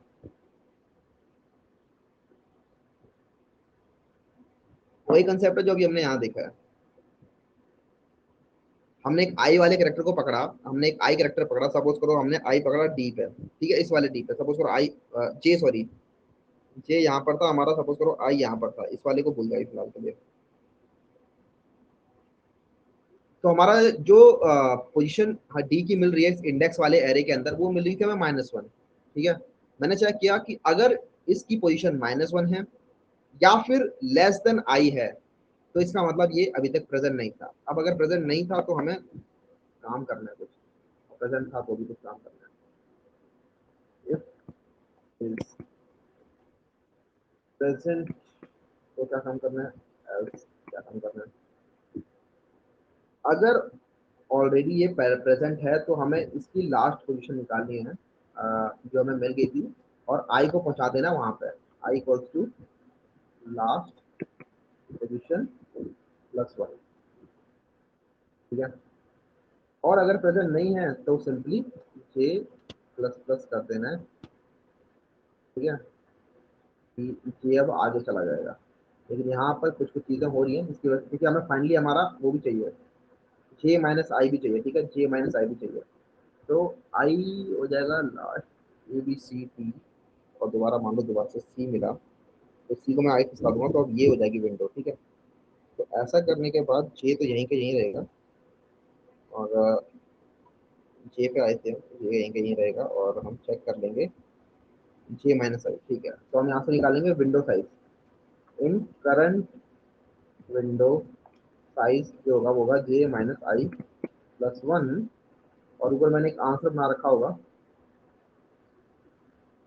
आंसर 0, और answer equals to math dot math answer, या फिर करंट विंडो साइज। तो यहाँ से रिटर्न कर देंगे आंसर। हमने करंट विंडो साइज निकाला, इस तरीके से हमारा आई खिसक जाएगा। और जब ये हो रहा है तब भी तो वैसे जे प्लस प्लस हो रहा है, ठीक है।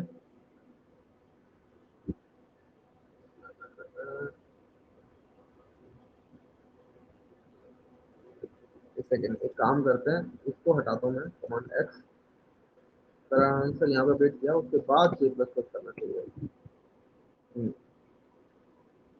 प्रेजेंट है तो आई आगे खिसक जाएगा।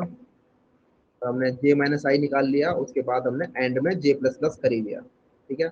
और ये हमारा लूप चलता रहेगा while J is less than S dot len, ये चल जाना चाहिए। Update array value, yes yes, array value update करना रह गया। तो बेसिकली अगर प्रेजेंट है, तो यहाँ प्रेजेंट था, तो अपडेट कर देंगे, और अगर नहीं भी प्रेजेंट है तो भी हमें करना ही है। तो हमें किसके साथ करना है, जे के साथ करना है, राइट, जे के साथ करना है। तो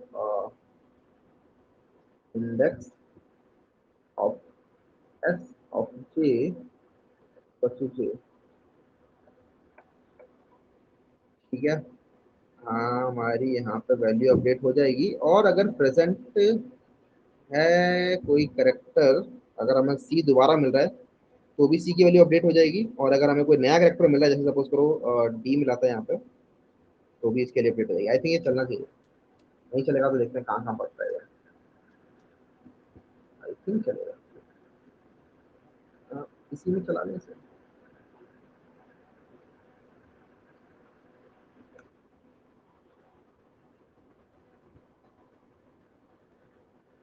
longest substring distinct character, longest distinct character जिसके अंदर हम पास करेंगे S dot to char array, और इसे चलाते हैं। इसके अंदर दिख रहा है मुझे ए बी सी या फिर C A B D. Let's run. 4 तो आएगा ही शायद इसका आंसर। 4 आ रहा है। ठीक है, अपनी वाली के लिए चला A B C D C A C C D D C. 5 आ रहा है। अब देखो भाई, अब यहाँ पे आपको पूरा समझ में आएगा कि मैं किस तरीके से सोच रहा होता हूँ जब भी मैं कोड कर रहा होता हूँ। वैसे तो यहाँ पर मैं, क्योंकि आपको भी बता रहा था पूरे टाइम, तो इटरेट करते करते वहाँ पे बहुत ज्यादा वैसी प्रोसेस होगी, लेकिन आप समझ सकते हो जब आप खुद कर रहे होगे कोई चीज समझने के बाद, तो वो थोड़ी सी फास्टर हो जाएगी, वो इतना ज्यादा अटक अटक की नहीं होगी। ठीक है जी। तो ये जो तरीका था, ये बिल्कुल वैसा ही तरीका था जो हमने यहाँ पर सोचा था। मे बी अगर आप कहीं पे जाओगे, किसी वेबसाइट पे जाओगे, तो उन्होंने थोड़ा और ऑप्टिमाइज कर दिया हो इसको। ठीक है, मे बी गीक्स पे जाके देखोगे सेम कोड उन्होंने थोड़ा और कोई ट्रिक लगा दी हो जिससे वो थोड़ा और ऑप्टिमाइज हो गया हो। ऑप्टिमाइज एज इन कोड की लाइनें कम हो गई हो। टाइम कॉम्प्लेक्सिटी तो अभी भी हमारी ठीक आ रही है, बिग ऑफ एन आ रही है, लेकिन ये जो कोड की लाइनें हैं, ये तो मैंने बस on the top of my head सोचा था कि ठीक है लास्ट क्वेश्चन निकाल के बूलियन निकाल के ऐसे ऐसे करके कर लेते हैं। लेकिन कुछ ना कुछ तरीके होंगे जिसकी वजह से आप इसको और छोटा कर सकते हो। मे बी इस बूलियन वाले इसको हम सिर्फ एक में कर सकते हैं वैसे तो। हाँ, एक तरीका है जिससे हम कर सकते हैं इस 3 लाइन को, इसको और इसको लिखने की जरूरत नहीं पड़ेगी, लेकिन सिंपल रखते हैं। ठीक है, जैसा हमने समझा था वैसे ही रखते हैं। ड्राई रन करें? चलो ठीक है, ड्राई रन करते हैं इसे अपने एग्जाम्पल के लिए। हमारा एग्जाम्पल था यही वाला। मैं यहाँ पे आता हूँ और एक बार सबने स्पेस लगाते हैं और इसको कर देते हैं कमेंट। अब देखो शुरुआत में सब जगह -1 फिल हो रखा होगा, मैं -1 फिल नहीं करता हूँ। ठीक है, मैं मान लेता हूँ कि आप लोग समझदार हो, आप लोगों को समझ में आ रहा हो कि हाँ शुरुआत में इस इंडेक्स एरे के अंदर सारी क्वेश्चन पे actually A B C D और पी ये होता है ना। ए के लिए भी -1 हो रखा होगा पहले, चलो मैं लिख देता हूँ। बी के लिए भी -1 हो रखा होगा, सी के लिए भी -1 हो रखा होगा, डी के लिए भी -1 हो रखा होगा, और सी के लिए भी -1 हो रखा होगा। इसको इसकी इसकी डिफिकल्टी लेवल क्या है लीड कोड वगैरह पे अगर आप देख रहे हो तो बिग ऑफ एन वाले तरीके से।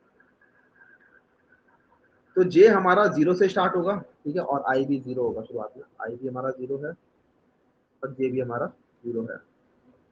आगे बढ़ते हैं। अब file J is less than S not ten. ठीक है जी, लास्ट पोजीशन हमने निकाली।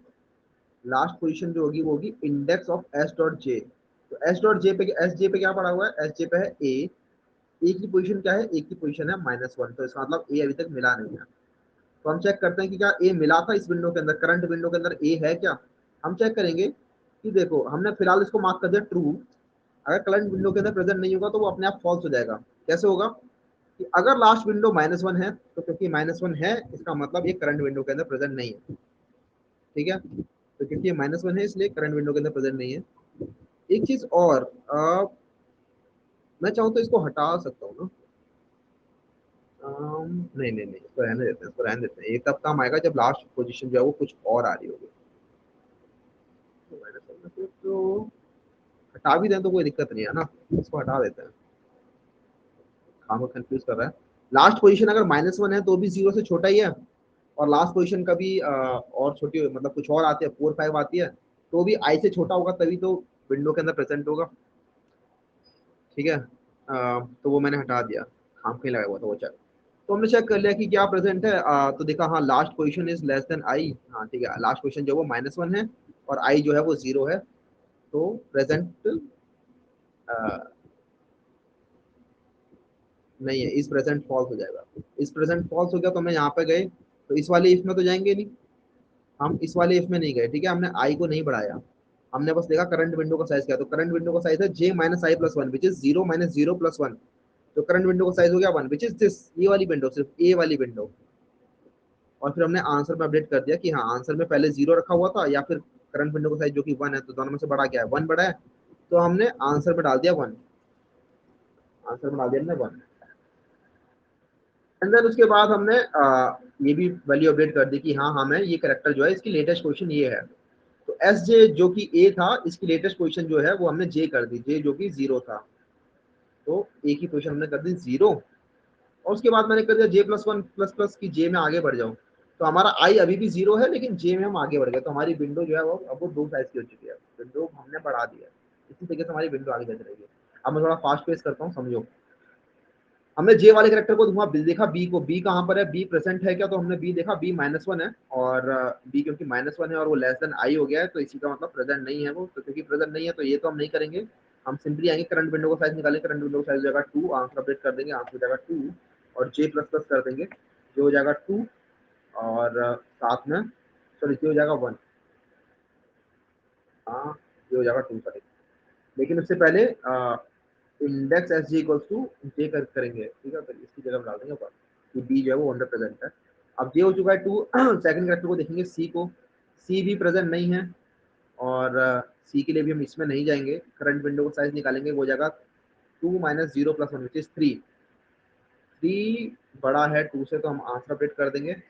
उसके बाद हम सी की पोजीशन पर डाल देंगे, सी जो कि जे की वैल्यू है, तो सी प्रेजेंट है टू पे, and then J plus plus कर देंगे, जे हो जाएगा थ्री, ठीक है।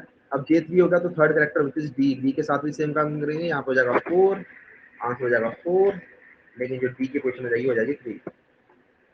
अब हमारी जे की पोजीशन हो गई है पी, सॉरी ए, जे की पोजीशन हो गई four, zero one two three four, C पे आ गए हम, सी पे आ गए, ठीक है। अब हम सी पे आ गए तो चेक करो, अब देखो आप थोड़ा समझना, अब हम सी पे आ गए हैं तो हमने सी के लिए निकाला लास्ट पोजीशन, सी की लास्ट पोजीशन क्या थी, सी की लास्ट पोजीशन थी टू, और टू जो है वो आई से छोटा नहीं है, ठीक है, आई जीरो है, टू आई से छोटा नहीं है, इसका मतलब टू जो है, मतलब ये जो करेक्टर है ये इस करंट विंडो के अंदर ही प्रेजेंट है कहीं ना कहीं, क्योंकि ये इस करंट विंडो के अंदर प्रेजेंट है, तो ये ट्रू ही रहेगा, और ये क्योंकि ट्रू है तो हमारी आई जो होगी वो हो जाएगी लास्ट पोजीशन प्लस वन, ठीक है। तो जहां भी इसकी लास्ट पोजीशन थी, सी की लास्ट पोजीशन कहाँ पर थी, टू पर थी, हाँ यहाँ पर थी, हम आई को यहाँ पे ले आएंगे, डी पे ले आएंगे, तो हमारा आई जो हो जाएगा वो हो जाएगा two plus one which is three, I हो जाएगा थ्री, आई थ्री हो गया। उसके बाद हमने करंट विंडो का साइज निकाला, वो हो जाएगा four minus three plus one which is two, और वो टू जो है वो आंसर से बड़ा नहीं है, इसलिए आंसर अपडेट नहीं होगा हमारा।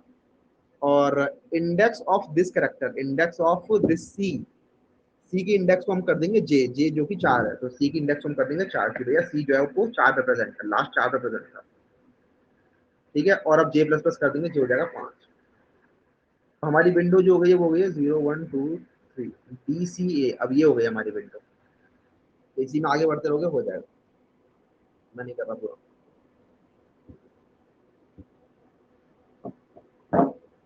विच solution is better, I think array वाला बेटर है, यहाँ पे इन्होंने पूछा है why array is better, because उसके अंदर आपको ना तो खुद के ऑब्जेक्ट बनाने, राइट, ना आप वो जब कॉल कर रहे हो गेट और सेट कर रहे हो, गेट और पुट कर रहे हो जब, तो वहां पे कोई फंक्शन कॉल नहीं करने, आपको ओवरहेड नहीं लगेगा, तो ऑप्टिमाइज्ड होगा। आप चाहो तो करके देखना कोड, जब आप हैश मैप लगा के करोगे तो आपको वो कोड जो है स्लोअर होगा, लेकिन अगर आप एरे लगा के इस तरीके से करोगे तो वो कोड फास्टर होगा, ठीक है। इसको हम यहाँ पे कमेंट कर देते हैं, और पूछो, थोड़ा सा गैप ले लेते हैं, 10-9 हो रहे हैं, 10-10 तक आ जाओ, 1 मिनट का वेट कर लेते हैं।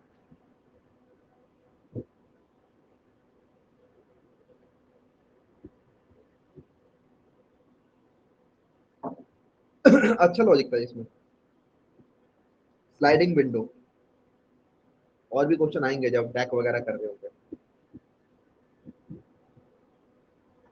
कोड देखना है आपको, देख लो भाई।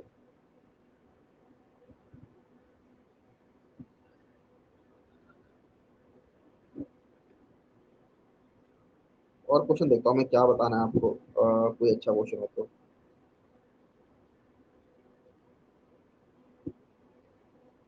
Union of two sorted arrays, ये कर लोगे ना, ये इजी क्वेश्चन है। लॉजिक बता देता हूँ। और केएमपी तो हमने देख लिया ऊपर से, ये वाला क्वेश्चन भी कर लिया हमने स्ट्रिंग का। स्ट्रिंग एल्गोरिथम 1 के अंदर check if string is the subsequence of another string, ये इजी है। Leftmost character that repeats, ये भी easy है। Length of the last word, ये भी easy है।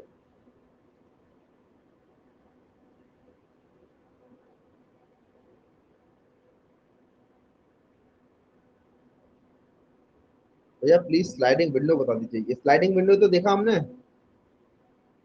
This is not sliding window. लेकिन अच्छा, इसके अंदर क्या है, विंडो साइज चेंज हो रहा है, तो एक्चुअली स्लाइडिंग विंडो कोई कोई डेटा स्ट्रक्चर नहीं है। It's not a data structure, it's not an algorithm, कुछ नहीं है, ये बस एक कंसेप्ट है, जैसे कि जैसे टू पॉइंटर अप्रोच होती है, बस अप्रोच है एक। ठीक है। स्लाइडिंग विंडो बस क्योंकि ये विंडो बन रही है और जो कि स्लाइड होते होते जा रही है आगे, जिसकी वजह से आपका जो कोड है थोड़ा आसान हो जा रहा है। इवन जब हम डेक भी कर रहे होंगे W100Q, उसके अंदर भी हम आगे बढ़ते रहते हैं, उसमें कभी फिफ्थ साइज विंडो है, कभी बढ़ती है या छोटी है, वो क्वेश्चन पे डिपेंड करता है। लेकिन फिर भी वो, आप ये नहीं बोल सकते कि W100Q ही स्लाइडिंग विंडो होती है, नहीं। ये कोई डेटा स्ट्रक्चर, कोई एल्गोरिथम नहीं है, ये बस एक कंसेप्ट है जिसको समझ सकते हैं।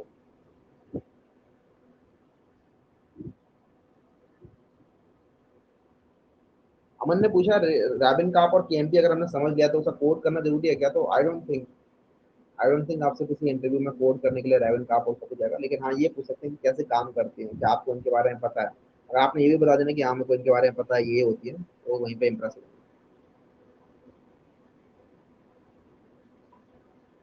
ये क्वेश्चन कौन सा, पी का एलिमेंट, मुझे समझ नहीं आ रहा इसका मतलब क्या है। Check if two strings are isomorphic to each other, isomorphic का मतलब क्या होता है, चलो चेक करते हैं।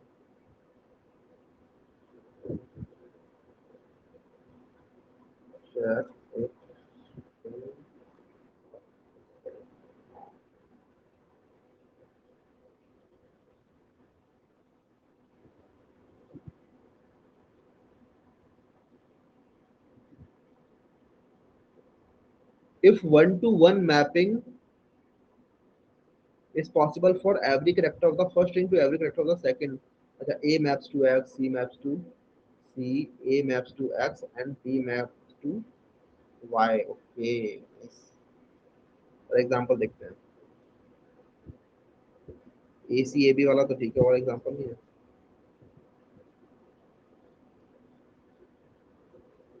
क्या सोल्यूशन बता रहा है क्या, अरे भाई। A B and X X Y, हाँ ये है, ठीक है। ए बी और एक्स वाई जेड नहीं है, क्योंकि ए से आपने एक्स को कर दिया, तो ए से आप वाई को कैसे कर सकते हो। लेकिन ये भी हो जाएगा यार, कर नहीं सकते, इसको कर लेंगे। देखो, आइसोमॉर्फिक स्ट्रिंग बोल रहा है ना, मैं आपको लॉजिक बता देता हूँ कि मेरे दिमाग में क्या हिट कर रहा है। ए बी सी और एक्स एक्स वाई जेड, क्या करना ना, कि इसके अंदर देखो, अगर हैश मैप यूज कर लोगे तो बहुत इजी हो जाएगा ये। आपको करना क्या है, एक हैश मैप बनाना है, उसके अंदर देख लिया कि क्या ए प्रेजेंट है, ऑलरेडी देखा ए प्रेजेंट नहीं है, तो एक काम करता हूँ, ए डाल देता हूँ और ए की corresponding जो वैल्यू है मैं डालता हूँ एक्स। ठीक है, की है ए और वैल्यू है एक्स। दूसरा पकड़ा मैंने अगेन, अच्छा ए मिला, ए के corresponding देखा मैंने, क्या एक्स है, हाँ। तो क्या ए के corresponding एक्स मुझे मिल रखा है यहाँ पे, मेरे मैप के अंदर तो मिल रखा है, तो ठीक है। अगर नहीं, अगर कुछ और होता यहाँ पे, सपोज करो यहाँ पे होता पी, तो आप बोलते भाई ए के corresponding एक्स तो था, ए के corresponding का पी मिल रहा है, इसका मतलब ये आइसोमॉर्फिक नहीं है स्ट्रिंग। ठीक है। लेकिन क्योंकि यहाँ पर है, तो हम आगे बढ़ जाएंगे, अब हम बी पर आएंगे, हम चेक करेंगे बी प्रेजेंट है क्या, देखेंगे बी नहीं है तो बी डाल दिया, बी के corresponding वाई डाल दिया। सिमिलरली सी मिला तो सी corresponding जेड डाल दिया। तो बस आते जाएंगे करेक्टर, आप डालते जाओ मैप के अंदर, या तो मैप में कर लो, या फिर जैसे मैंने आपको बताया ये एरे बना के कर लो, कि ए वाली पोजीशन पर, जैसे ए वाली पोजीशन थी आपकी 97, वहां पे डाल दिया एक्स की वैल्यू, एक्स की वैल्यू जो भी होगी, सपोज करो 102। तो अगर 97 की corresponding 102 मिल रहा है तो ठीक है, अदरवाइज गलत है, तो या तो मैप से कर लो या फिर इंडेक्स एरे से कर लो, इजी है। ठीक है, कर लो।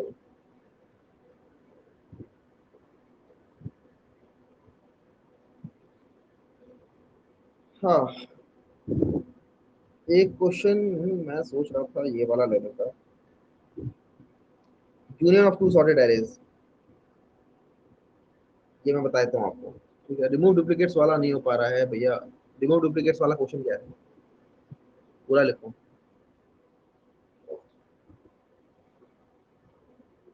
ठीक है।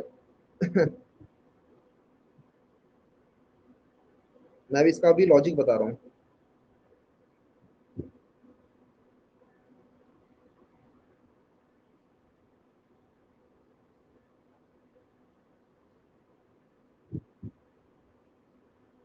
ये लॉजिक जो है इसका, लॉजिक सुनने में बहुत आसान है, कोड थोड़ा इम्प्लीमेंटेशन वाइज लेंदी हो सकता है। ठीक है, वो आपके ऊपर डिपेंड है कि आपको क्या चीज लेंदी लगता है, कितना बड़ा कोड लेंदी लगता है। सपोज करो ये ऐसा कुछ है कि एक स्ट्रिंग दे रखी है आपको, दो एरे दे रखे हैं बेसिकली, और दोनों सॉर्टेड एरे हैं। एक ए दे रखा है और एक बी दे रखा है।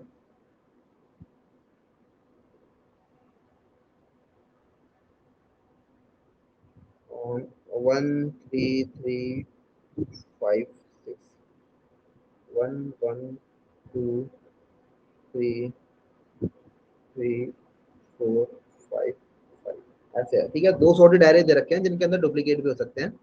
इनसे आपको रिटर्न करना है यूनियन। यूनियन के अंदर आपके रिपीटिशन नहीं हो सकते। तो हमें यूनियन दिख रहा है 1 2 3 4 5 6, बस। ठीक है,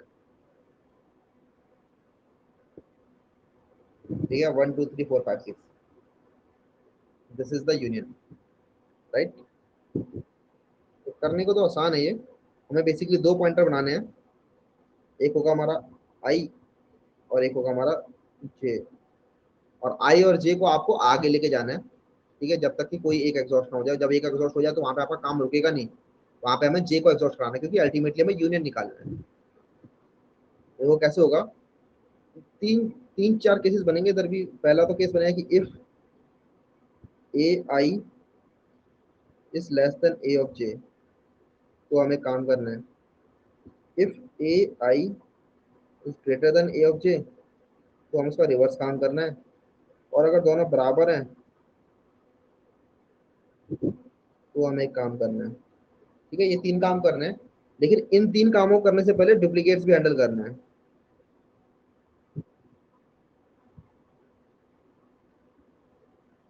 डुप्लीकेट्स भी हैंडल करने हैं। तो बेसिकली आप अपना लूप चलाओगे, आई और जे वाला। तो आई और जे वाला लूप तब तक चलाते रहोगे, पहले तो ऊपर ही काम करोगे कुछ। ऊपर काम क्या करना है, एक आई और आई वाला लूप आगे बढ़ाना है जब तक कि आपके कैरेक्टर मैच कर रहे हैं। हम देखेंगे अच्छा 1 के बाद 3 जो है वो अलग है, डिस्टिंक्ट है, तो हमारा आई यहीं पर रुक जाएगा। लेकिन जे हमारा आगे बढ़ जाएगा, जे हमारा लास्ट कैरेक्टर पर चला जाएगा जो रिपीटिंग है। ठीक है, क्योंकि दो बार 1 है तो जे हमारा अपने आप यहाँ चला जाएगा। समझ में आ रही है, क्योंकि यहाँ पे रिपीटिंग एलिमेंट है, रिपीटिंग एलिमेंट बार बार ना है, उसके लिए मैंने रिपीटिंग ऊपर ही हैंडल कर लिया। अब हम क्या करेंगे, हाँ 1 और 1 मैच कर रहे हैं तो हम थर्ड कंडीशन में आ जाएंगे, क्योंकि तीनों दोनों मैच कर रहे हैं। तो पहले तो प्रिंट कर दो, 1 प्रिंट कर दो, 1 प्रिंट कर दिया, और आई प्लस प्लस कर दो, और साथ में जे प्लस प्लस भी कर दो। अब हमारा आई भी आ जाएगा आगे और जे भी आ जाएगा आगे।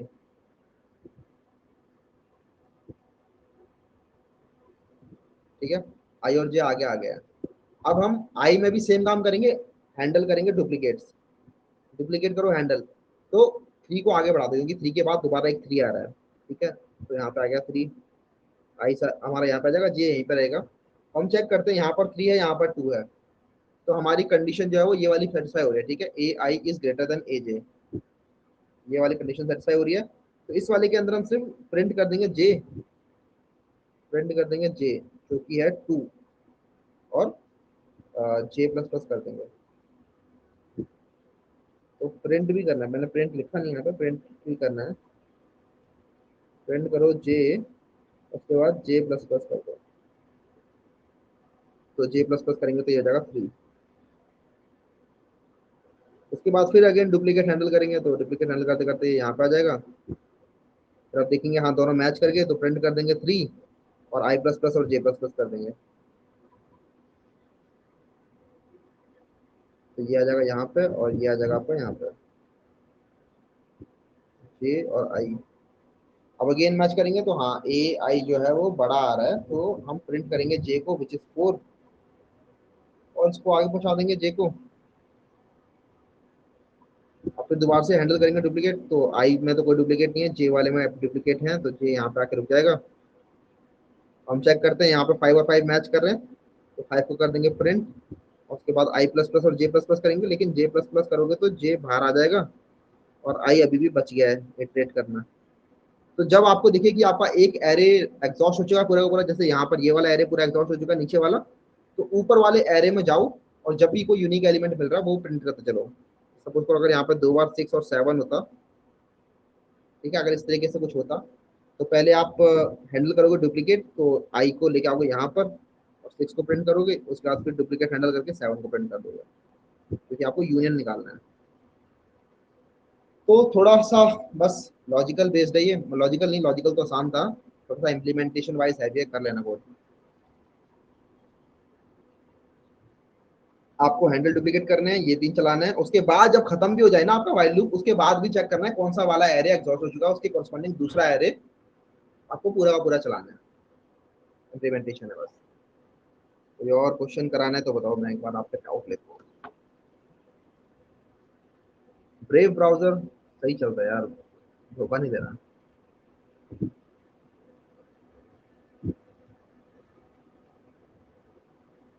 ऑफ सेशन भी देख लेते हैं,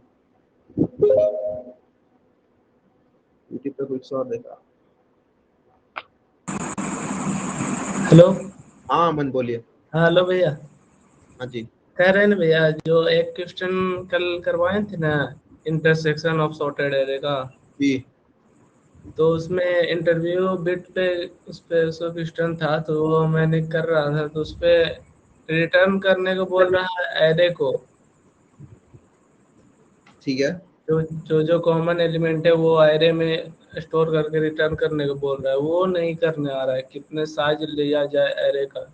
अच्छा ठीक है समझ गया। देखो इसके अंदर आपको करना क्या है ना, आप मैं दिखा देता हूँ। एरे लिस्ट बना सकते हो, एरे लिस्ट वही अभी हमने एरे लिस्ट करा नहीं है, लेकिन आप एरे लिस्ट बना सकते हो अगर आपने पढ़ा हो तो, कि एरे लिस्ट बना सकते हो ऑफ इंटीजर। तो एरे लिस्ट में क्या होता है ना फायदा, ये आपकी साइज का चेंज हो सकता है, ठीक है, डायनेमिक एरे होता है ये।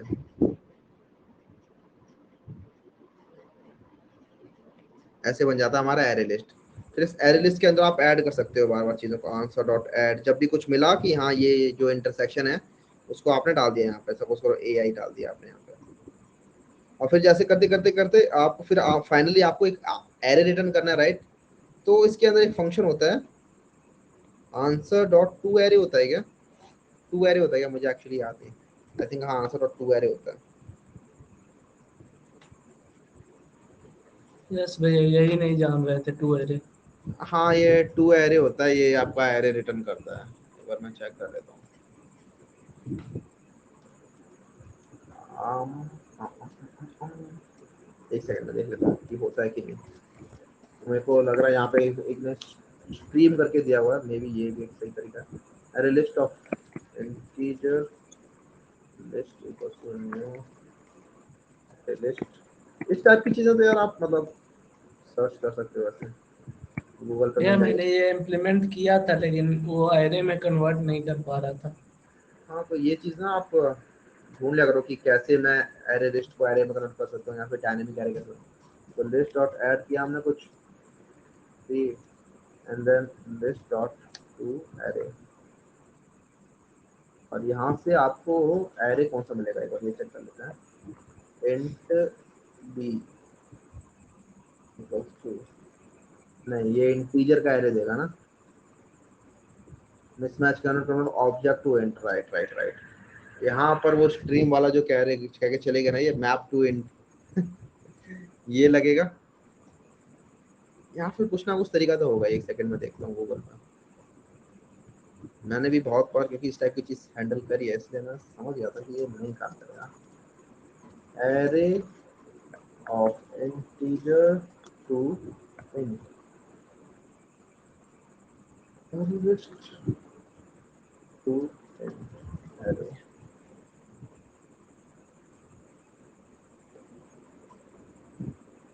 एक तो ये है, या फिर एक दूसरा तरीका ये है कि खुद से करो, मतलब आपको एरे लिस्ट का साइज तो चल जाएगा। एरे लिस्ट का साइज कितना है, एरे लिस्ट सपोज करो 4 साइज की हो गई है, तो अब एक इंट एरे बनाओ खुद से, और उसके अंदर एरे लिस्ट में इटरेट कर करके इंट एरे के अंदर वैल्यू फिल करते जाओ, फिर उस एरे को रिटर्न कर दो। ये भी कर सकते हो। समझ में आ रहा है? यस भैया, ओके। क्या कह रहा हूँ? बाकी यस भैया। मुझे लगता है नहीं ये जावा 8 के अंदर वैसे दे तो रखा उन्होंने स्ट्रीम,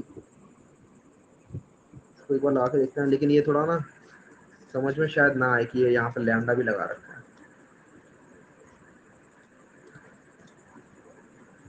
यहाँ पर लैम्डा लगा रखा है एक्चुअली।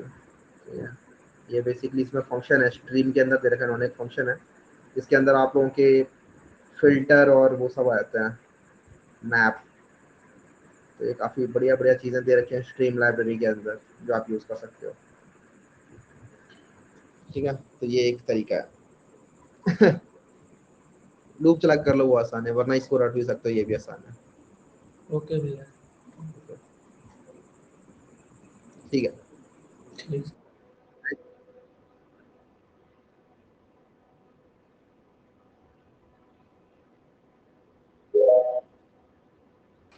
हेलो।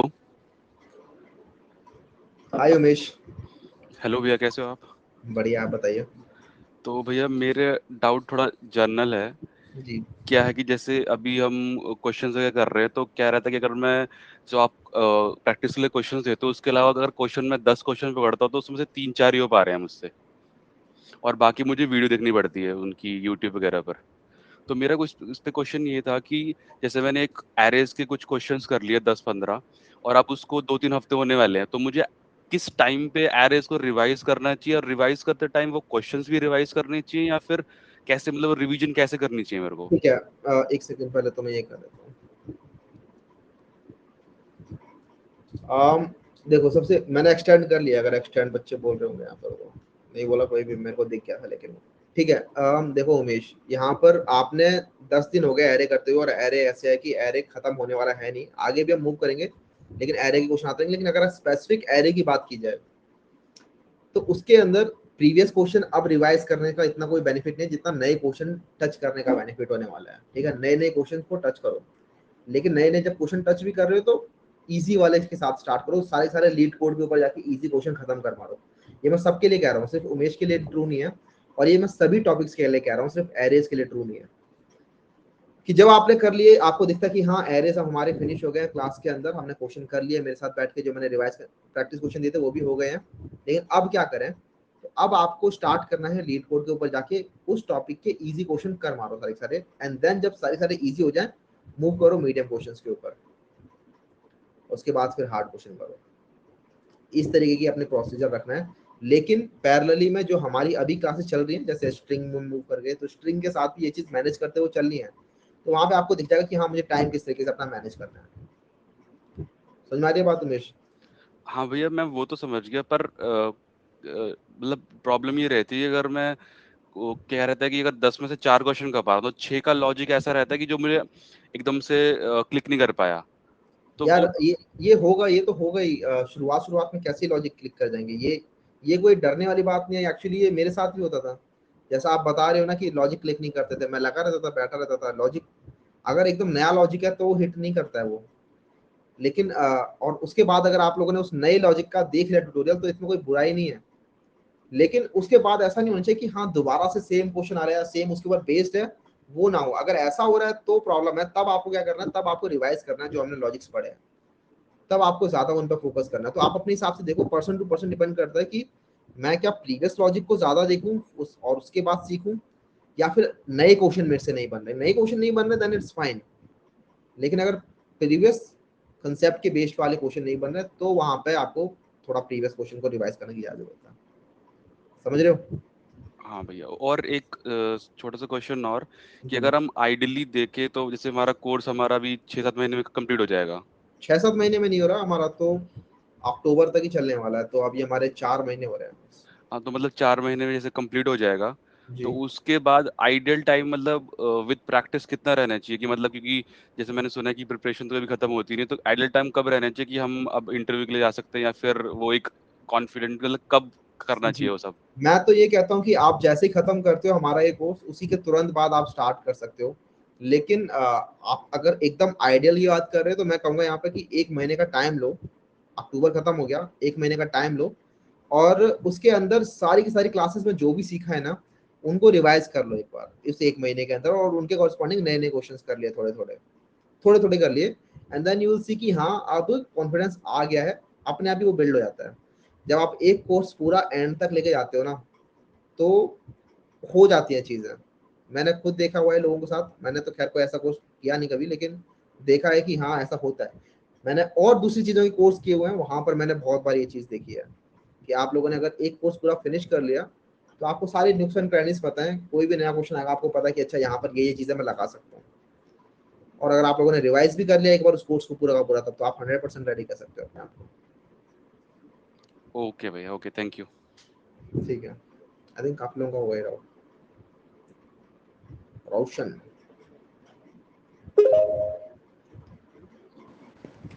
16 10 तक चलेगा, ठीक है। हेलो। हाँ भैया, एक मेरा दिन, आवाज़ जा रहा है क्या? हाँ जी बोलिए रोशन। हाँ भैया, मेरा एक डाउट था कि मेरा एक कन्फ्यूज़न है ये सब सीक्वेंस और सब स्ट्रिंग मेरे को पता है, लेकिन ये सब सीक्वेंस क्या होता है? स्ट्रिंग के अंदर सब सीक्वेंस मेरे को ये डाउट है, पता नहीं चल रहा है दोनों में इतना क्लियर। सब सीक्वेंस बेसिकली सब स्ट्रिंग ही होती है, लेकिन उनके अंदर से कैरेक्टर्स रिमूव कर दिए जाते हैं। मतलब कैरेक्टर अगर ये बीच में से रिमूव कर दोगे तो वो सब सीक्वेंस बन जाता है। जैसे कि भैया आप एग्जांपल के साथ एक बताइएगा ना, जी थोड़ा जी जी मतलब जी जी, लिख के। एक सेकंड मैं दिखा देता हूँ आपको शेयर करके।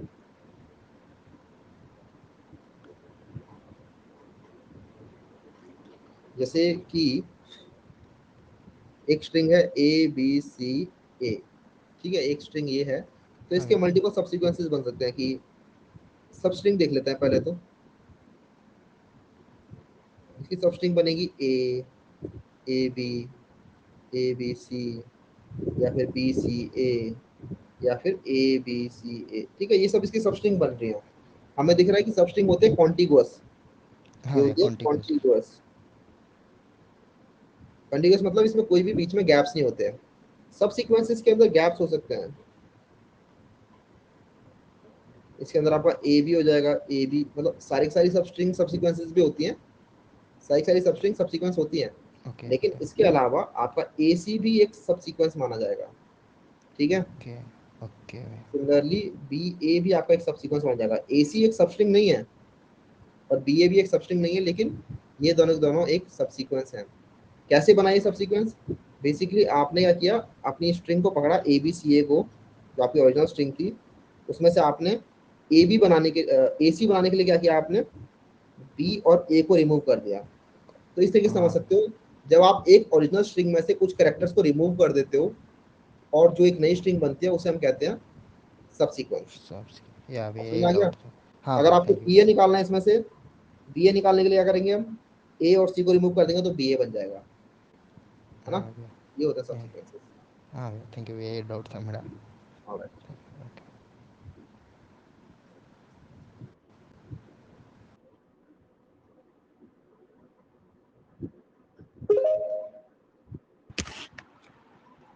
गुड इवनिंग भैया। हाँ जी सौरभ पूछ लो। भैया एक करियर रिलेटेड डाउट था, बस छोटा सा है। जी बोलिए। वो एक्चुअली मैं 2021 पास आउट हूँ, तो अभी 1 साल से जॉब कर रहा हूँ। मेरा टेक स्टैक है SAP front end and back and, तो उसमें ऑफिस आवर्स के बाद भी काफ़ी टाइम इन्वेस्ट करना पड़ता है। बट वो एक रहता है कि अब स्विच करना है तो क्यों ही इसमें इतना टाइम इन्वेस्ट करना, मतलब ये कर ले, डीएसए कर ले। तो मेरे को बस एक डाउट था कि अगर एचडीई1 रोल में अगर किसी भी कंपनी में ज्वाइन कर रहा हूँ, तो प्रीवियस वर्क एक्सपीरियंस के बेसिस पे टास्क, मतलब वो मिलेगा क्या जॉब, जो भी मतलब टास्क मिलेगा आप क्या?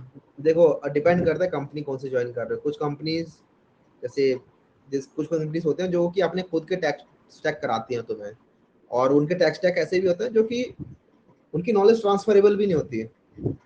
बात समझ में आ रही है? ऐसे टैक्स स्टैक पे काम कराएंगे जो कि तुमने वहां पे अगर सीख भी लिया तो भी उस नॉलेज का तुम कहीं और यूज नहीं कर सकते, क्योंकि उनका टैक्स स्टैक उन्होंने अपने एनवायरनमेंट के लिए बना रखा है अलग। और कुछ कंपनीज होती हैं जो कि ज्यादा ओपन सोर्स टेक स्टैक्स को यूज कर रही होते हैं, लाइक नोड वगैरह को ज्यादा यूज कर रही होती है, तो वहां पर आपको नॉलेज ट्रांसफर भी हो रही है। तो वो ज्यादातर चाहती है कि ऐसा बंदा मिल जाए जिसको ऑलरेडी वो चीज पता हो और वो आके हमारा काम कर दे। लेकिन अब कुछ कंपनी ऐसी जहाँ पर उनका खुद का टेक स्टैक है, उनको फर्क ही नहीं पड़ता कि आपने क्या किया था इससे पहले।